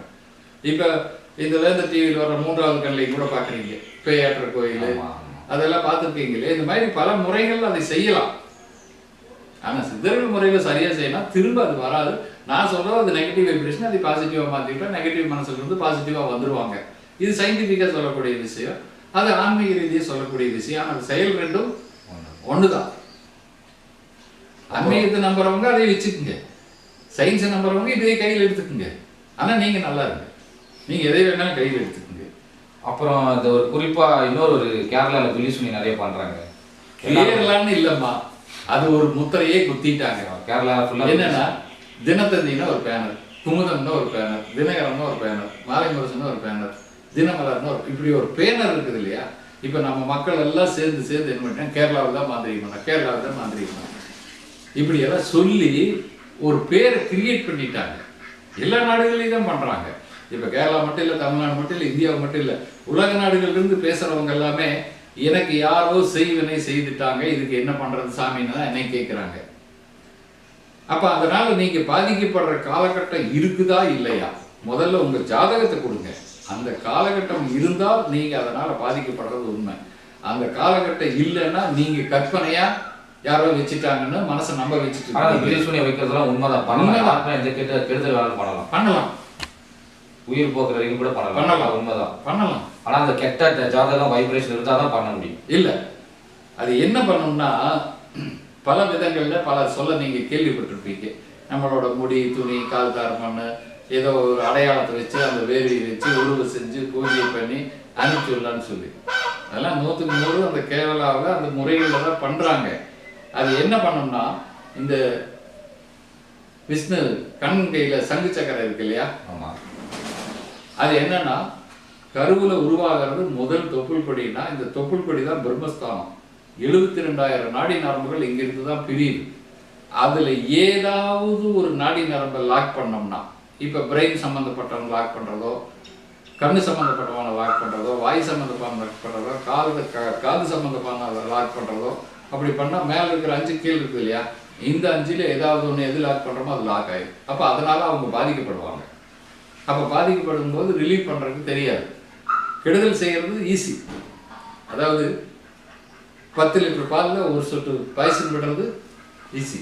அந்த ஒரு சொட்டு பாய்சனை 10 லிட்டர் பால் இருந்து எடுக்கணும்னா கஷ்டம்.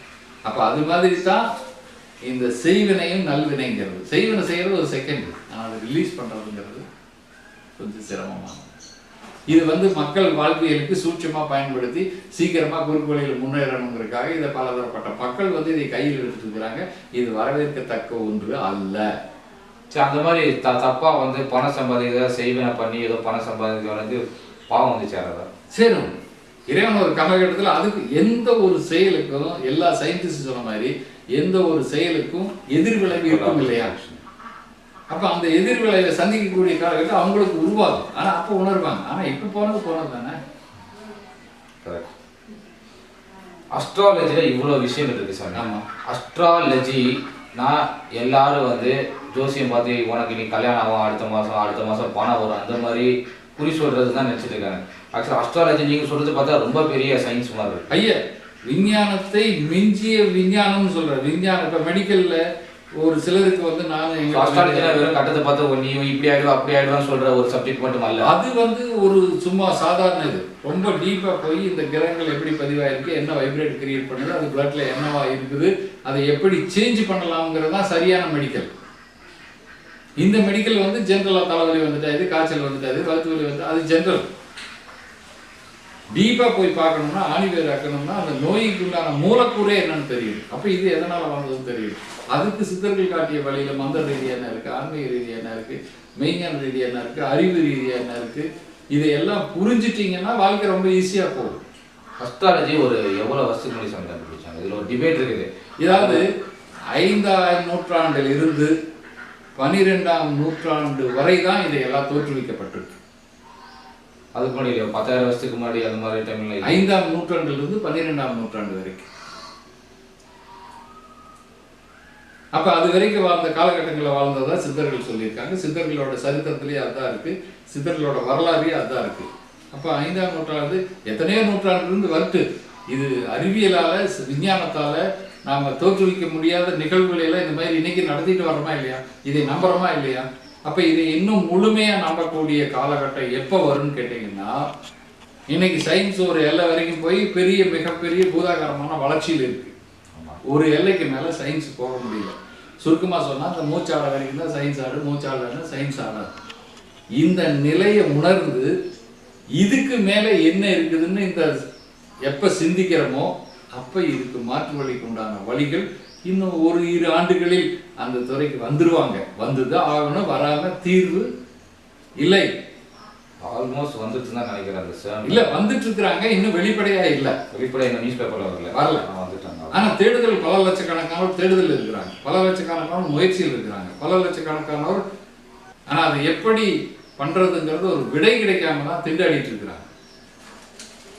இந்த அஸ்ட்ராலஜி நம்ம ஊர்ல சித்தர்கள் அஸ்ட்ராலஜி இருக்கிற மாதிரியே கிரீக்ல அஸ்ட்ராலஜி இருக்கு, எல்லா நாடுகளும் இருக்குது. இதெல்லாம் உருவாக்குறது நம்ம சித்தர்கள். நம்ம சித்தர்கள் இல்ல, இந்தியாவில் வாழ்ந்த சித்தர்கள் இவங்க. ஒவ்வொரு நாடுகள்லயும் ஒவ்வொரு சித்தர்கள் இருக்காங்க.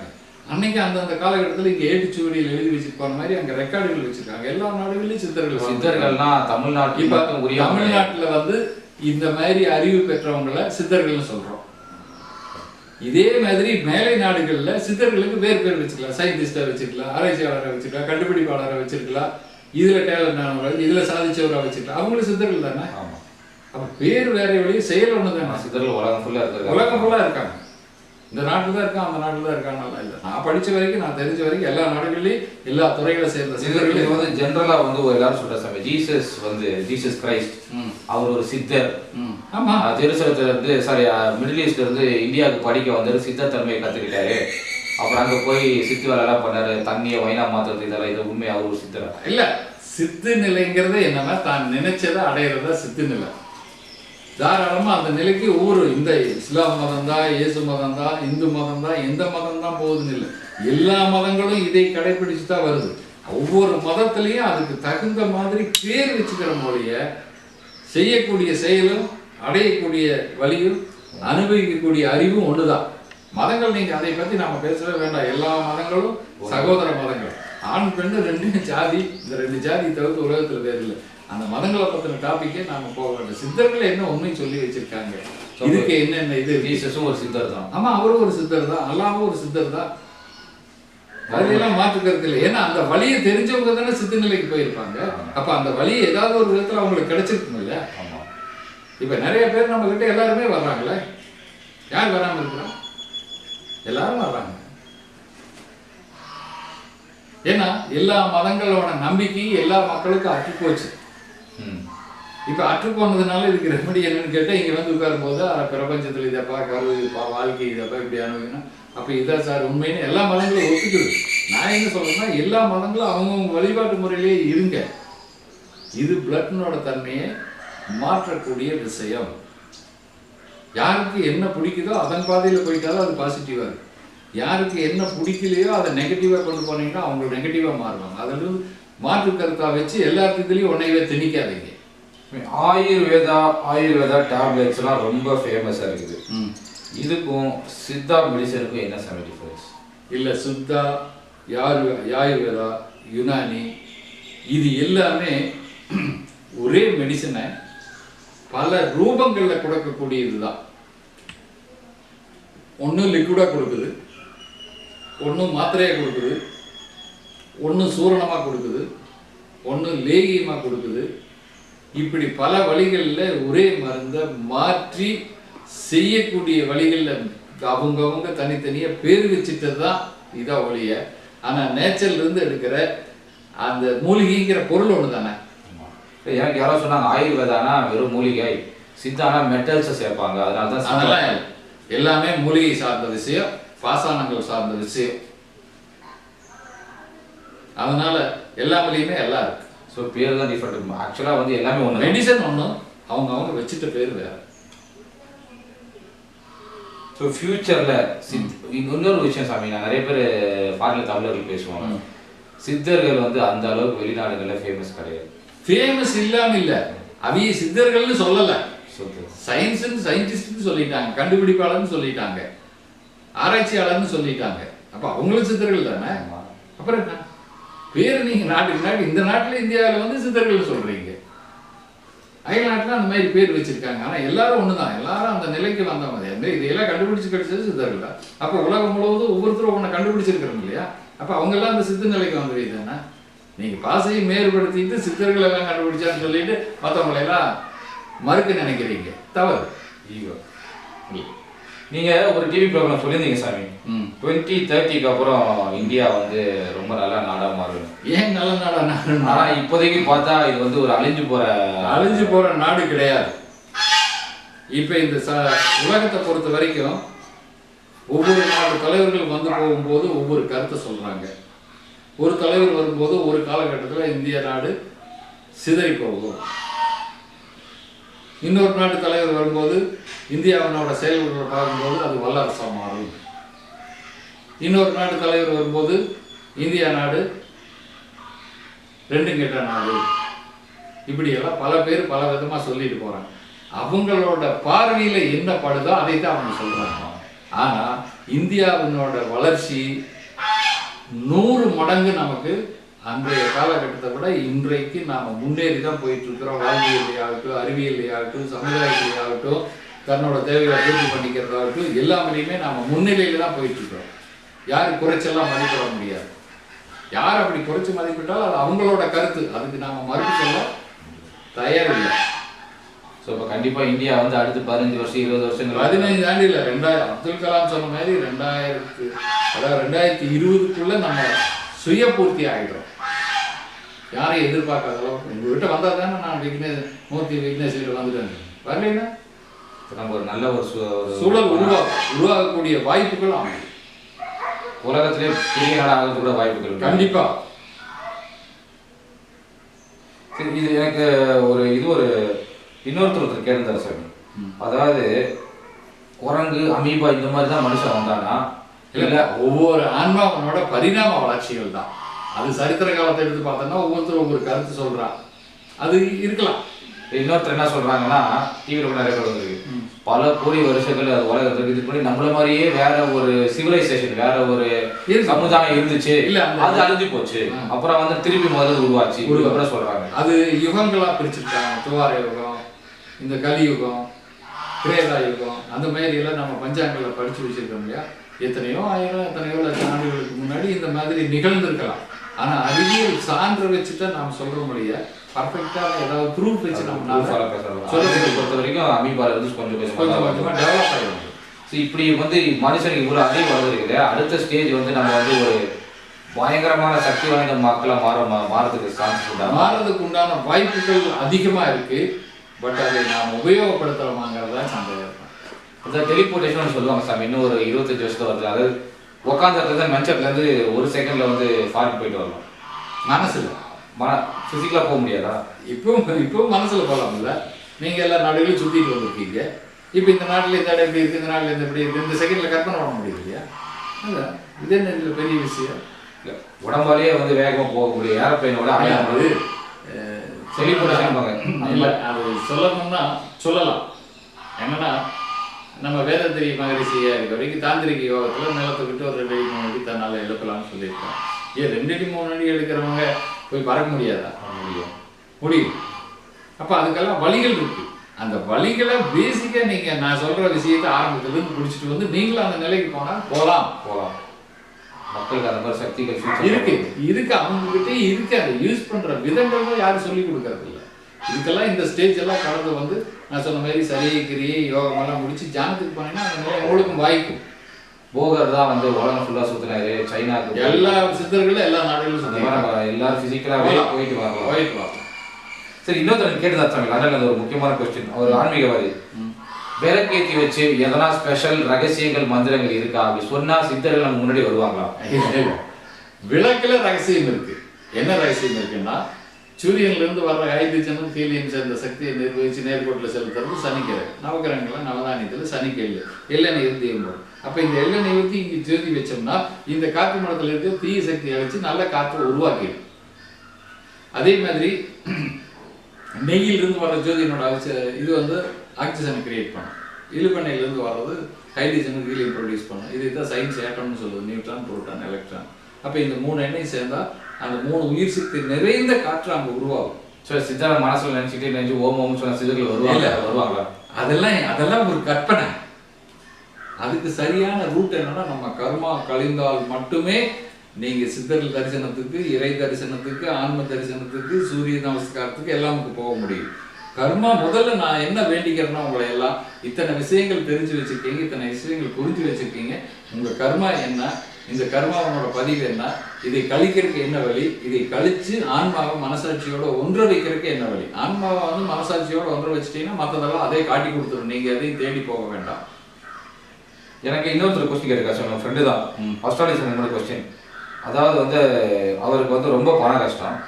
யாரோ ஒருத்தர் சொல்லியிருக்காங்க, கரெக்டான ஜாதக பொண்ணை பார்த்து கல்யாணம் பண்ணி உனக்கு பிஸ்னஸ் நல்லா வருங்க. உண்மைதான். ஸோ அவர் என்ன சொல்றாரு, எனக்கு நான் பிஸ்னஸுக்கும் கல்யாணத்துக்கும் பொண்ணுக்கும் என்ன சம்பந்தம், இதுக்கு என்ன கனெக்ஷன் என்னன்னு கேட்டா, அவங்களால வர முடியல, ஒரு பொண்ணு கல்யாணம் பண்ணா வந்துடும். என்ன வந்துடும் கேட்டா, இது மனசை பொறுத்த விஷயம் முதல்ல பேசியிருக்கிறோம் இல்லையா. இந்த மனசு தீர்மானிக்கக்கூடிய விஷயம் ரத்தத்தை சம்பந்தப்பட்டதுன்னு நினைச்சிருக்கிறோம் இல்லையா. இந்த ரத்தத்தினோட தன்மைகள் ஏது குறைவா இருக்கும், அதே எது நிறைவு பெற்ற பெண் ஜாதகமா இருக்கு. ஆணா இருந்தா பெண் ஜாதகம், பெண்ணா இருந்தா ஆண் ஜாதகம், பிளஸ் மைனஸ். அதை ரெண்டையும் சேர்த்து வச்சிட்டோம்னா அப்ப இந்த 2 பிளட்னோட வைப்ரேஷன் ஈக்குவல் ஆகுமா ஆகாதா? அப்ப ஆனா மனசு மாறுமா மாறாதா? மாறுனா அப்போ செயல்பாடுகள் உறுதிப்படுமா இல்லையா? அப்ப பணம் சம்பாதிப்பார மாட்டாரா? உண்மைதான், எல்லாம் உண்மைதான். நம்ம புரியுற விதத்துல புரிஞ்சுக்கணும். புரியாம அவளை கட்டின மாதிரி எனக்கு காசு வந்துருமான்னு கேட்டா இது எப்படிங்க வரும்? அப்பதான் எல்லாரும் கேட்கறாங்க, வரும். என் ஜெனரேஷன்ல நீங்க கல்யாணம் மூச்சு தான் வரணுங்கிறது இல்லை, உங்களை நீங்கள் செம்மைப்படுத்திட்டாலே உங்களை நோக்கி வரும். இது வந்து உதாரணத்துக்கு கேட்கிற கேள்வி நியாயம்தான். நான் இல்லைன்னு மறுக்கல, இப்படியும் செய்யலாம், தன்னைத்தானே செம்மைப்படுத்திக்கலாம், பண்ணலாம். ஸோ அஸ்ட்ராலஜி வந்து வெறும் குறி சொல்றது மட்டும் இல்லை, டீசன் இருக்குது, இதுல என்ன வைப்ரேஷன் இருக்கு, என்ன இல்லை, என்ன பண்ணும், என்ன பண்ணாதுங்கிறத தீர்மானிக்கிறது தான் அஸ்ட்ராலஜி.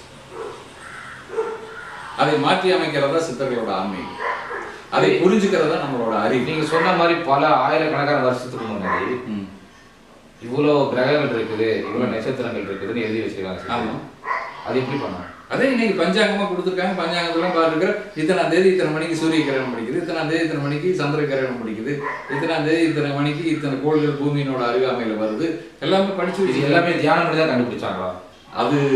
அது வந்து கேள்விக்குரிய விஷயம். அது நான் இதுதான்னு சொல்லி தீர்மானமா சொன்னேன்னா ஒரு புறத்துக்கு சங்கடம், மறுபுறத்துக்கு சந்தோஷம்.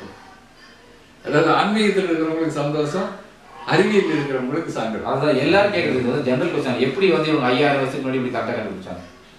அன்னைக்கு ஒரு பாட்டு தமிழ்ல பாடியிருக்காங்க, உன்னை அறிந்தால் நீ உன்னை அறிந்தால் உலகத்தில் போராடலாம். இப்ப நம்ம யாரு நமக்கு தெரியும், நாம் எதுக்கு வந்தோம், ஏன் பிறந்தோம், என்ன பண்ண போறோம், இப்படி கேள்விகள் கேட்டால் யாராவது பதில் சொல்ல முடியுமா? முடியாது. அப்ப எதுனோ காரணத்தினால வந்துட்டோம். இதை ஆக்டிவேட் பண்ணக்கூடிய விஷயம் எந்த கையில் இருக்குது? நேச்சர்னோட கையில் இருக்குது. நேச்சர் என்னவா வருது? ஏரா வருது. அப்ப இந்த ஏர் வந்து உள்ள இருக்கிற ஆன்மா, சோல், ஜீவன், ஜீவாத்மா, இது வெளியிருந்து போற காற்று தானே இயக்குது. அப்ப சயின்ஸ் கூற்றுப்படி ஒரு லைட் ஃபார்ம் ஒரு சவுண்ட் ஃபார்ம் கிராஸ் ஆனா ஒரு ஏட்டம் கிரியேட் ஆகும். அப்ப உள்ள இது ரெண்டே கிராஸ் ஆனா தானே ஆன்மா ஆடுது. அப்ப இது ரெண்டே நீங்க எப்படி வேணாலும் ஹைட்ரஜன் ஹீலியம் வச்சுக்கோங்க, லைட் ஃபார்ம் சவுண்ட் ஃபார்ம் வச்சுக்கோங்க, உள்ள லைட் ஃபார்ம் சவுண்ட் ஃபார்ம் இறைவன் வச்சிருக்காங்க இல்லையா? இது ரெண்டு எங்க கிராஸ் ஆகுதுன்னு தெரிஞ்சா அந்த இடத்த கண்டுபிடிச்சிட்டீங்கன்னா நீங்க கேட்கக்கூடிய நிலைக்கெல்லாம் உங்க மனசு விடை சொல்லும். இதுதான் சித்தர்கள் காட்டிய இறை ரகசியம், ஆன்ம ரகசியம், சூட்சம ரகசியம், மெடிடேட் ரகசியம், குண்டலி ரகசியம். இந்த நிலைமை எதுவுமே வேண்டியது இல்லை. நீங்க மெடிடேஷன் பண்ண வேண்டாம், மந்திரம் சொல்ல வேண்டாம், தந்திரம் சொல்ல வேண்டாம். இந்த நிலையை மட்டும் நீங்க அறிஞ்சு இதை புரிஞ்சிட்டால் மட்டுமே போதும். மற்றதெல்லாம் அது காட்டி கொடுக்கும். அதுவே அதான் சித்த நிலை. அந்த நிலைக்கு நீங்க போறதுனால முயற்சி பண்ணுங்க. யாராரு கொள்கனை கொடுக்கணும் இருக்குது அனுபவிங்க. நம்ம எபிசோட பார்த்துட்டு சரி இந்த மெடிடேஷன் பண்ண ஆரம்பிச்சவங்க எல்லாம் வந்து எனக்கு ரெகுலராக ஃபோன் பண்ணி 3 விஷயங்கள் கேட்குறாங்க. என்ன இது ஜென்ரலாகவே யோகா பண்ணுறவங்க, கோயிலுக்கு போகிறவங்க எல்லாம் கேட்குற கேள்வி தான். அதாவது நீங்கள் கற்றுக் கொடுத்த இந்த மெடிடேஷன் பண்ணும்பொழுதோ இல்லை ஆன்மீகத்தில் இருக்கும்பொழுதோ, ஆன்மீக வாழ்க்கையில் நான்வெஜ் சாப்பிடலாமா, ஆல்கஹால் குடிக்கலாமா, உடலுறவு செக்ஸ் வச்சுக்கலாமா? இது 3மே வந்து இன்னைக்கு வந்தவர் கூட என்கிட்ட கேட்டேன். இந்த 3 கேள்விக்கு விடைனா செக்ஸ் வச்சுக்கலாமான்னு கேட்டீங்கன்னா, படைப்பு சிருஷ்டிப்பு எங்க நிகழுது உலகில் அறிவியல் ரீதியாக பொதுவாக? இப்போ கோயிலுக்கே போகிறோம், சிவன் கோயில், அம்பாள் கோயில் இருக்குது. கோயிலெல்லாம் காலையில் விடியாவிலேருந்து பூஜை, புனஸ்காரம், அது எல்லாம் ஆராதனை முடிச்சுட்டு நைட்டு கொண்டு சாமி பள்ளியறையில் விட்டுட்டு வர்றாங்களா இல்லையா? அப்போ பள்ளியறையில் எதுக்கு விடுறாங்க? பள்ளியறைங்கிறது என்ன? பெட்ரூம் தானே. ஆமாம். அப்போ பெட்ரூமில் என்ன பண்ணுவாங்க? ஆண் பெண் என்ன பண்ணுவாங்க? தூங்குவாங்க, செக்ஸ் வச்சுப்பாங்க. அது செக்ஸ் வச்சுக்கிற படைப்பு சிருஷ்டிப்பு சிவனும் பார்வதியும் சேர்ந்து தான் உலகத்தை படைக்கிறாங்க. அப்போ எந்த உயிரினத்திலையும் ஆண் சிவன், பெண் பார்வதி. அப்போ எந்த உயிரினத்தையும் ஒன்னோட ஒன்று சேர்ந்து தானே படைக்குது. அப்போ ஒன்னோட ஒன்று தானே சிருஷ்டிக்குது. அப்போ இது தப்புன்னு சொல்றது எந்த விதத்தில் நியாயம்? மெடிடேஷன் பண்ணும்போது அதெல்லாம் எதுவுமே கிடையாது. பொதுமக்கள் இதெல்லாம் வந்து நம்மளோட மைண்டை டைவர்ட் பண்றதுக்காக சொல்லக்கூடிய சொல்ல ஒழிய உண்மையான செயல் அல்ல. உலகம் நடைமுறை அறிவியல் ரீதியா, பூகோள ரீதியா உலகம் படைக்கப்படுது, நிர்வகிக்கப்படுது, அழிக்கப்படுது, மீண்டும் உருவாக்கப்படுதுங்கிறதெல்லாம் எங்க நிகழுது? இதுல தான் நிகழுது. அப்ப இது இல்லைன்னா உலகம் எங்க இருக்கும்? அப்ப இது ஒன்றும் தவறு இல்லையே. இது அன்றாட எல்லா உயிரினங்களுக்கும், மனித உயிரினம் மட்டும் இல்லை, எல்லா உயிரினங்களுக்கும் அது வேணும். அது இருந்தா தான் உலகம் இயக்கம். அது இல்லைன்னா உலகம் இயக்கமே இல்லை. இதை போய் தவறுன்னு சொல்றது அறிவியல் ரீதியா ஏற்றுக்கொள்ளக்கூடிய விஷயம் அல்ல, ஆன்மீக ரீதியாகவும் ஏற்றுக்கொள்ளக்கூடிய விஷயம் அல்ல. ஏன்னா ஆன்மீக ரீதியாக ஏற்றுக்கொள்ளக்கூடிய விஷயம் அல்லன்னு கேட்டா, இந்த கடவுள் யாரு, விதி என்ன, மந்திரம் என்ன, தந்திரம் என்ன, அறிவு என்ன, இயற்கை என்ன, இந்த ரகசியங்களை எல்லாம் நம்மளை காட்டி கொடுத்தவர்கள் சித்தர்கள். அந்த சித்தர்களே நினைச்ச மாதிரி தான், நினைச்சபடி அனுபவிச்சு தான் வாழ்க்கை வாழ்ந்துருக்கிறாங்க. அப்ப அவங்களுக்கு மீறியா நாம் இதையெல்லாம் சொல்ல போறோம்? ஆன்மீகத்துக்குள்ள முழுக்க போறங்கிறவன் கல்யாணம் பண்ணக்கூடாது, அது தவறு. திருவள்ளுவரே சொல்லிடுறாரு, இல்லறமே நல்லறம். இல்லறத்துக்குள்ள போனாதான் நம்ம கர்மாவனோட, வாழ்க்கையினோட, பேசிக்கினோட இதுகளை நம்ம கழிக்க முடியும். இப்போ ஆன்மீகத்துக்குள்ள போற ஒரு நபர் சொல்றாரு, நான் பிரம்மச்சாரியா இருக்கிறேன், ஆன்மீகத்துக்குள்ளேயே போக மாட்டேன்னு சொல்லி. அங்க போய் உட்காந்துட்டு என்ன நினைப்பாரு, ஒரு கணவன் மனைவி சோடி போனா நம்மளும் இப்படி ஆயிருந்தா இப்படி இருக்குமா, நம்மளும் இப்படி ஆயிருந்தா இப்படி இருக்குமான்னு யோசிப்பாரா, யோசிக்க மாட்டாரா? எல்லாத்தோட மனநிலை அதுதான். அப்ப அதனால அதெல்லாம் தவறே கிடையாது.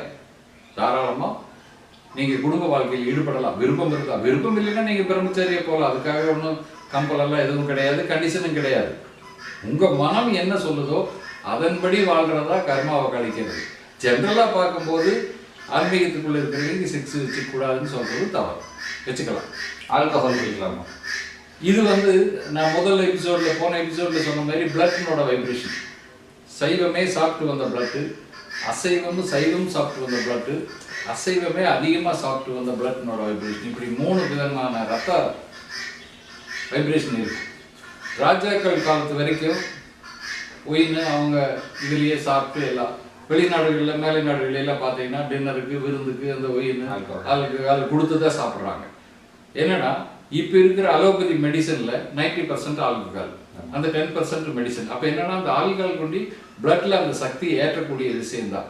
அப்போ ஒவ்வொரு பிளட்லேயும் ஆல்கஹால் இருக்கு. ஆல்கஹால்ங்கிற ஒரு கான்செப்ட் பிளட்ல இல்லாமல் இல்லை. அது விருப்பப்பட்டா தேவைப்பட்டா நீங்க குடிக்கலாம். ஒன்றும். ரெண்டாவது விஷயம், குளிர் நாடுகளில் இருக்கிறவங்க தன்னை உஷ்ணப்படுத்திக்கிறதுக்காக அதை யூஸ் பண்றாங்க. மூன்றாவது விஷயம், விருப்பப்பட்டவங்க குடிக்கலாம், விருப்பப்படாதவங்க விட்டுறலாம். இது ஒரு தவறு அல்ல. இதுக்கும் அந்த மூலாதார சக்கரம் அழிஞ்சு போகும் என்னமோ கதெல்லாம் சொல்றோம் இல்ல. ஏதாவது நான் போன எபிசோட்ல இன்னும் விளக்கமா சொல்லியிருக்கேன். காலையில் எழுந்திருச்சது என்ன சாப்பிடலாம்னு நினைக்கிறீங்களோ அப்போ பிளட்டுக்கு அந்த எனர்ஜி தேவை, அது மனசுக்கு சொல்லி கொடுத்து அதை சாப்பிட தோணும்.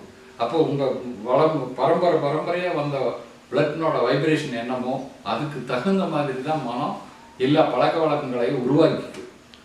செக்ஸ் வச்சுக்கிறது, ஆல்கஹால் சாப்பிட்றது, இந்த புகை பிடிக்கிறது, இதெல்லாமே அந்த காலத்திலிருந்து நமக்கு தெரிஞ்ச அறிவியல் காலத்திலிருந்து 3-4 தலைமுறையை நம்ம பார்த்துட்டு தான் இருக்கிறோம். அது வழக்கத்தில் தான் இருக்குது. இப்போ இன்னைக்கு சிகரெட் பாக்கெட்டில் புகைப்பிடித்தல் உயிருக்கு கேள்வி போடுறீங்க. இப்போ நாட்டில் எத்தனை கோடி பேர் புகை பிடிச்சிட்டு இருக்கிறீங்க? நீங்கள் புகை பிடிக்காமல் விட்டால் மட்டும் உயிருக்கு கேடு வராதா? வரும் கண்டிப்பாக. அப்புறம் என்ன, நான் கேட்கறது ஜென்ரலாக உங்களுக்கு மனசு எது விரும்புதோ அதை செய்யுங்க, எது விரும்பலையோ அதை விட்டுருங்க. படைப்பு சிருஷ்டிப்பு அது ஆடு பெண்ணு சேர்றதுல தான். அது இல்லாமல் உலகம் இல்லை. அதை கொச்சைப்படுத்தி பேசக்கூடாது. சித்தர்கள் அப்படி சொல்லலை. ஆனால் உலக அறிவியல் படி நம்ம வாழ்வாதாரப்படி சமுதாயப்படி பார்த்தோம்னா இதான் வாழ்க்கை. வேற என்ன வாழ்க்கை? எப்படி இதை தப்புன்னு சொல்லலாம்? நிறைய பேர் சொல்றாங்க. சொல்றது நம்மளை டைவர்ட் பண்ணக்கூடிய விஷயங்கள் சொல்ற. நாம அன்றாட லைஃப்ல என்ன நிகழுதோ, பாரம்பரியமா என்ன நடந்து வந்ததோ அதை அறிவியல் ரீதியா யோசிச்சு அது தவறுன்னு தெரிஞ்சா இது தப்புன்னு சொல்லுங்க. ஆன்மீகத்துக்குள்ள போறவங்க செக்ஸ் இருக்கக்கூடாதுன்னா ஆன்மீகத்தை உருவாக்கி அந்த கடவுளை கடைசியில் பள்ளியறையில் கொண்டு விட்டுட்டு வாரீங்க. கடவுளை சிவனையும் பார்வதி, அப்புறம் நாமளும் சிவனும் பார்வதியும் தான் கணவன் மனைவி. அப்புறம் என்ன பள்ளியறைக்கு போறது தப்பு? புராண கதைகள் எடுத்துக்கங்க, இதிகாச கதைகள் எடுத்துக்கங்க, வாழ்வியல் ரீதியாக யோசிங்க, அறிவியல் ரீதியாக யோசிங்க. என்ன தவறுங்கிற நான் இதுக்கு ஏதாவது காரணம் இருந்தால் சொல்லுங்க, எனக்கு புரியாமல் இருந்தால் நான் ஏற்றுக்கிறேன். இல்லை இதான் உண்மைன்னா நீங்கள் அந்த கருத்தை ஏற்றுக்கீங்க. எனக்கு இன்னொரு இது பர்சனல் டவுட் சாமி. எல்லா கிரகமும் இப்படி தான் பண்ணும், அப்படி தான் பண்ணும், உடம்ப ஃபார்ம் பண்ணுது அதெல்லாம் சொல்லியிருக்கிறீங்க. ஆமாம். ராகு கேதுவும் சொல்லியிருக்கிறீங்க. ஆமாம். ராகுவும் கேதும் உண்மையிலேயே கண்ணுக்கு தெரியாத ஒரு கிரகங்கள் அப்படின்னு இல்லைங்க. சோலார் சிஸ்டத்திலே இன்னைக்கு சயின்ஸ் அறிவியல் ரீதியாகவும் வந்துருச்சு. அன்னைக்கு சித்தர்கள் காட்டிய ஆன்மீக ரீதியாகவும் பஞ்சாங்கத்தில் அந்த ராகு கேதுக்கு இடம் கொடுத்தானே வச்சிருக்காங்க. அது என்ன கண்ணுக்கு தெரியாது கிரகம் இல்லையே. இன்னைக்கு எல்லா அறிவியல் அதை விட முன்னுக்கு போய் இன்னும் சோலார் சிஸ்டத்தில் என்னென்ன நிகழுதுன்னு இன்னும் கண்டுபிடிச்சு புதுசாக நம்மளுக்கு சொல்லிட்டு இருக்கிறாங்க. ஸோ அப்போ ராகு கேது உள்ள இருக்கிற ஒரு கிரகம் தான். ஆமா, உள்ள இருக்கிற கிரகம் தான். ஒரு சுற்றுவட்ட பாதையில் அது ஒரு சுற்றுவட்ட பாதை. அதாவது இது வரைக்கும் நம்மளோட ஒரிஜினல் கண்ணால பார்க்க முடியாது. ஆனா யாரு சொன்னா? இன்னைக்கு எல்லாம் அறிவியல் எல்லாமே காட்டுறாங்களா? யார் பார்க்க முடியாதுன்னு சொன்னாங்க? அதெல்லாம் பார்க்கலாம். அறிவியல் எவ்வளவோ முன்னுக்கு போயிட்டு நம்ம கண்ணு முன்னாடி எல்லாமே கொண்டு வந்து வைக்கிது. அதே அறிவியல் வளர்ச்சி மிகப்பெரிய வேகத்துல போயிட்டு இருக்கு. ஆனா நிறைய ஜோசிக்காரங்கிட்ட நான் கேட்டிருக்கிறேன். அது பாம்போட முதல் பாம்பு கரும்பாம்புன்னு சொல்லுவாங்க. பாம்புக்கு என்ன சுருக்கமா சொல்ல போனா இதனோட அர்த்தத்தை புரிஞ்சுக்கணும்னா சூரிய கிரகணம் சந்திர கிரகணம் உருவாகுது. அப்ப சூரிய கிரகணம் சந்திர கிரகணத்தை மட்டும் பஞ்சாங்கத்துல குறிச்சு போடுறோம். அப்ப என்னன்னா சூரியனும் ராகுவும் ஒரு நேர்கோட்டில் வரும்போது அப்ப அந்த சூரியனோட பவர் மறைக்கிறது தானே. அப்ப கண்ணுக்கு தெரியாத கிரகம்னு எப்படி சொல்லலாம்? எப்படி சொல்லுவீங்க? யோசிக்க வேண்டிய விஷயம் தானே. சிலரெல்லாம் சிலருடைய ஆதாயத்துக்காக நமக்குள்ள வேண்டாததை திணிச்சு வச்சிருக்காங்க. இதைத்தான் உண்மைன்னு நம்பிட்டு நம்ம வாழ்ந்துட்டு இருக்கிறோம். நான் சொல்றது நம்ம வேண்டாம், நீ இன்னொருத்தர் சொல்றது நம்ம வேண்டாம். நீங்க ஜென்ரலா அறிவியல் ரீதியா வாழ்க்கையினோட அனுபவ ரீதியா யோசிச்சு பார்த்து இது சரியா தப்பான்னு நீங்க எனக்கு ஒரு தடவை போன்ல சொன்னதுக்கு அப்புறம் நானே வந்து நிறைய படிச்சேன். ராகுவும் கேதுவும் உண்மையிலே ஒரு பிளானட் தான். ஆமா, அதை நாசாவே பார்த்து சொல்லிருக்கு. 1981 இது பேர் வந்து பிளானட் எக்ஸ், பிளானட் ஒய். இது யூடியூப்ல பேர் எப்படி வேணாலும் வச்சுக்கலாம். முன்னோர்கள் சித்தர்களிட்ட பேர் ராகு கேது. அதை கண்டுபிடிச்சு 20 வருஷம் 25 வருஷம் ஆகுது. ஆனால் இது 5000 வருஷத்துக்கு முன்னாடியே கண்டுபிடிச்சிருக்கு. எனக்கு இன்னொரு டவுட், சிவன் தான் சூரியன் தான் சிவன், சதா சிவன். அதுதான் எல்லாத்தையும் ஆட்டி படைச்சு. ஆனால் சயின்ஸ் படி இந்த சூரியனுக்கு இன்னொரு ஒரு சூரியன் இருக்கு. இல்லை, அதை நான் மறுக்கிறேன். என்ன மறுக்கிறேன்னு கேட்டிங்கன்னா, சூரியன்லேருந்து ஹைட்ரஜனும் ஹீலியம் சேர்ந்த பவர் கிரியேட் ஆகி வருதுன்னு நம்ம கண்டுபிடிச்சிட்டோம். இந்த பவர் ஒளியை கொடுத்துட்டு திரும்ப ஹைட்ரஜனும் ஹீலியமும் எப்படி ப்ரொடியூஸ் ஆகுதுன்னு இன்னும் கன்ஃபார்ம் பண்ணலாம். அது வந்து சயின்ஸில் பிளாக் ஹோல்ங்கிறாங்க. சித்தர்களோட தீசிஸில் அது பிரம்மங்கிறாங்க. பிரம்மத்தை அறிந்தவன் தான் பிராமணன் சொன்ன மாதிரி அந்த சக்தி என்ன எங்கே உருவாகுதுன்னு சாஸ்திரங்கள்ல, வேதங்கள்ல, இதிகாசங்கள்ல, புராணங்கள்ல தெளிவாக எழுதப்பட்டிருக்கு. இதை ஏன் வெளியே சொல்லிக்கூடாது? அது பிரம்ம ரகசியமா காப்பாற்றப்படுதுன்னா, இந்த ரகசியம் தெரிஞ்சாச்சுன்னா ஹைட்ரஜனும் ஹீலியம் எல்லாரும் ப்ரொடியூஸ் பண்றதுக்கு ஆரம்பிச்சிருவீங்க. அப்போ ப்ரொடியூஸ் பண்றதுக்கு ஆரம்பிச்சுட்டா நீங்க நினைச்சபடி செய்வீங்களா, செய்ய மாட்டீங்களா? செய்யலாம்.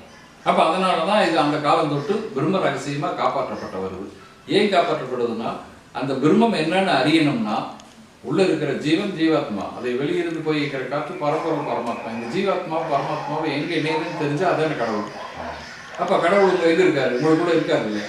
இதுதான் உன்னையா இருந்தால் நீ உன்னையா இருந்தால் உலகத்தில் போராடலாம்னு சொல்லியிருக்காங்க. ஸோ அப்போ நம்ம சூரியன், அதாவது சதாசிவன், அது எனர்ஜி எடுக்குது. அந்த கேலக்சி நடுவில் இருக்கிற பிளாக் ஹோல்ல இருந்து சக்தி. அதெல்லாம் சொல்லக்கூடாது. இதையெல்லாம் சில ரகசியங்களை எல்லாம் வெளிப்படையா நம்ம பேசக்கூடாது. அந்த ரகசியங்களை அறிந்துக்கிறதுக்கு உண்டான வழிகளை நம்ம சொல்லி கொடுக்கலாம்.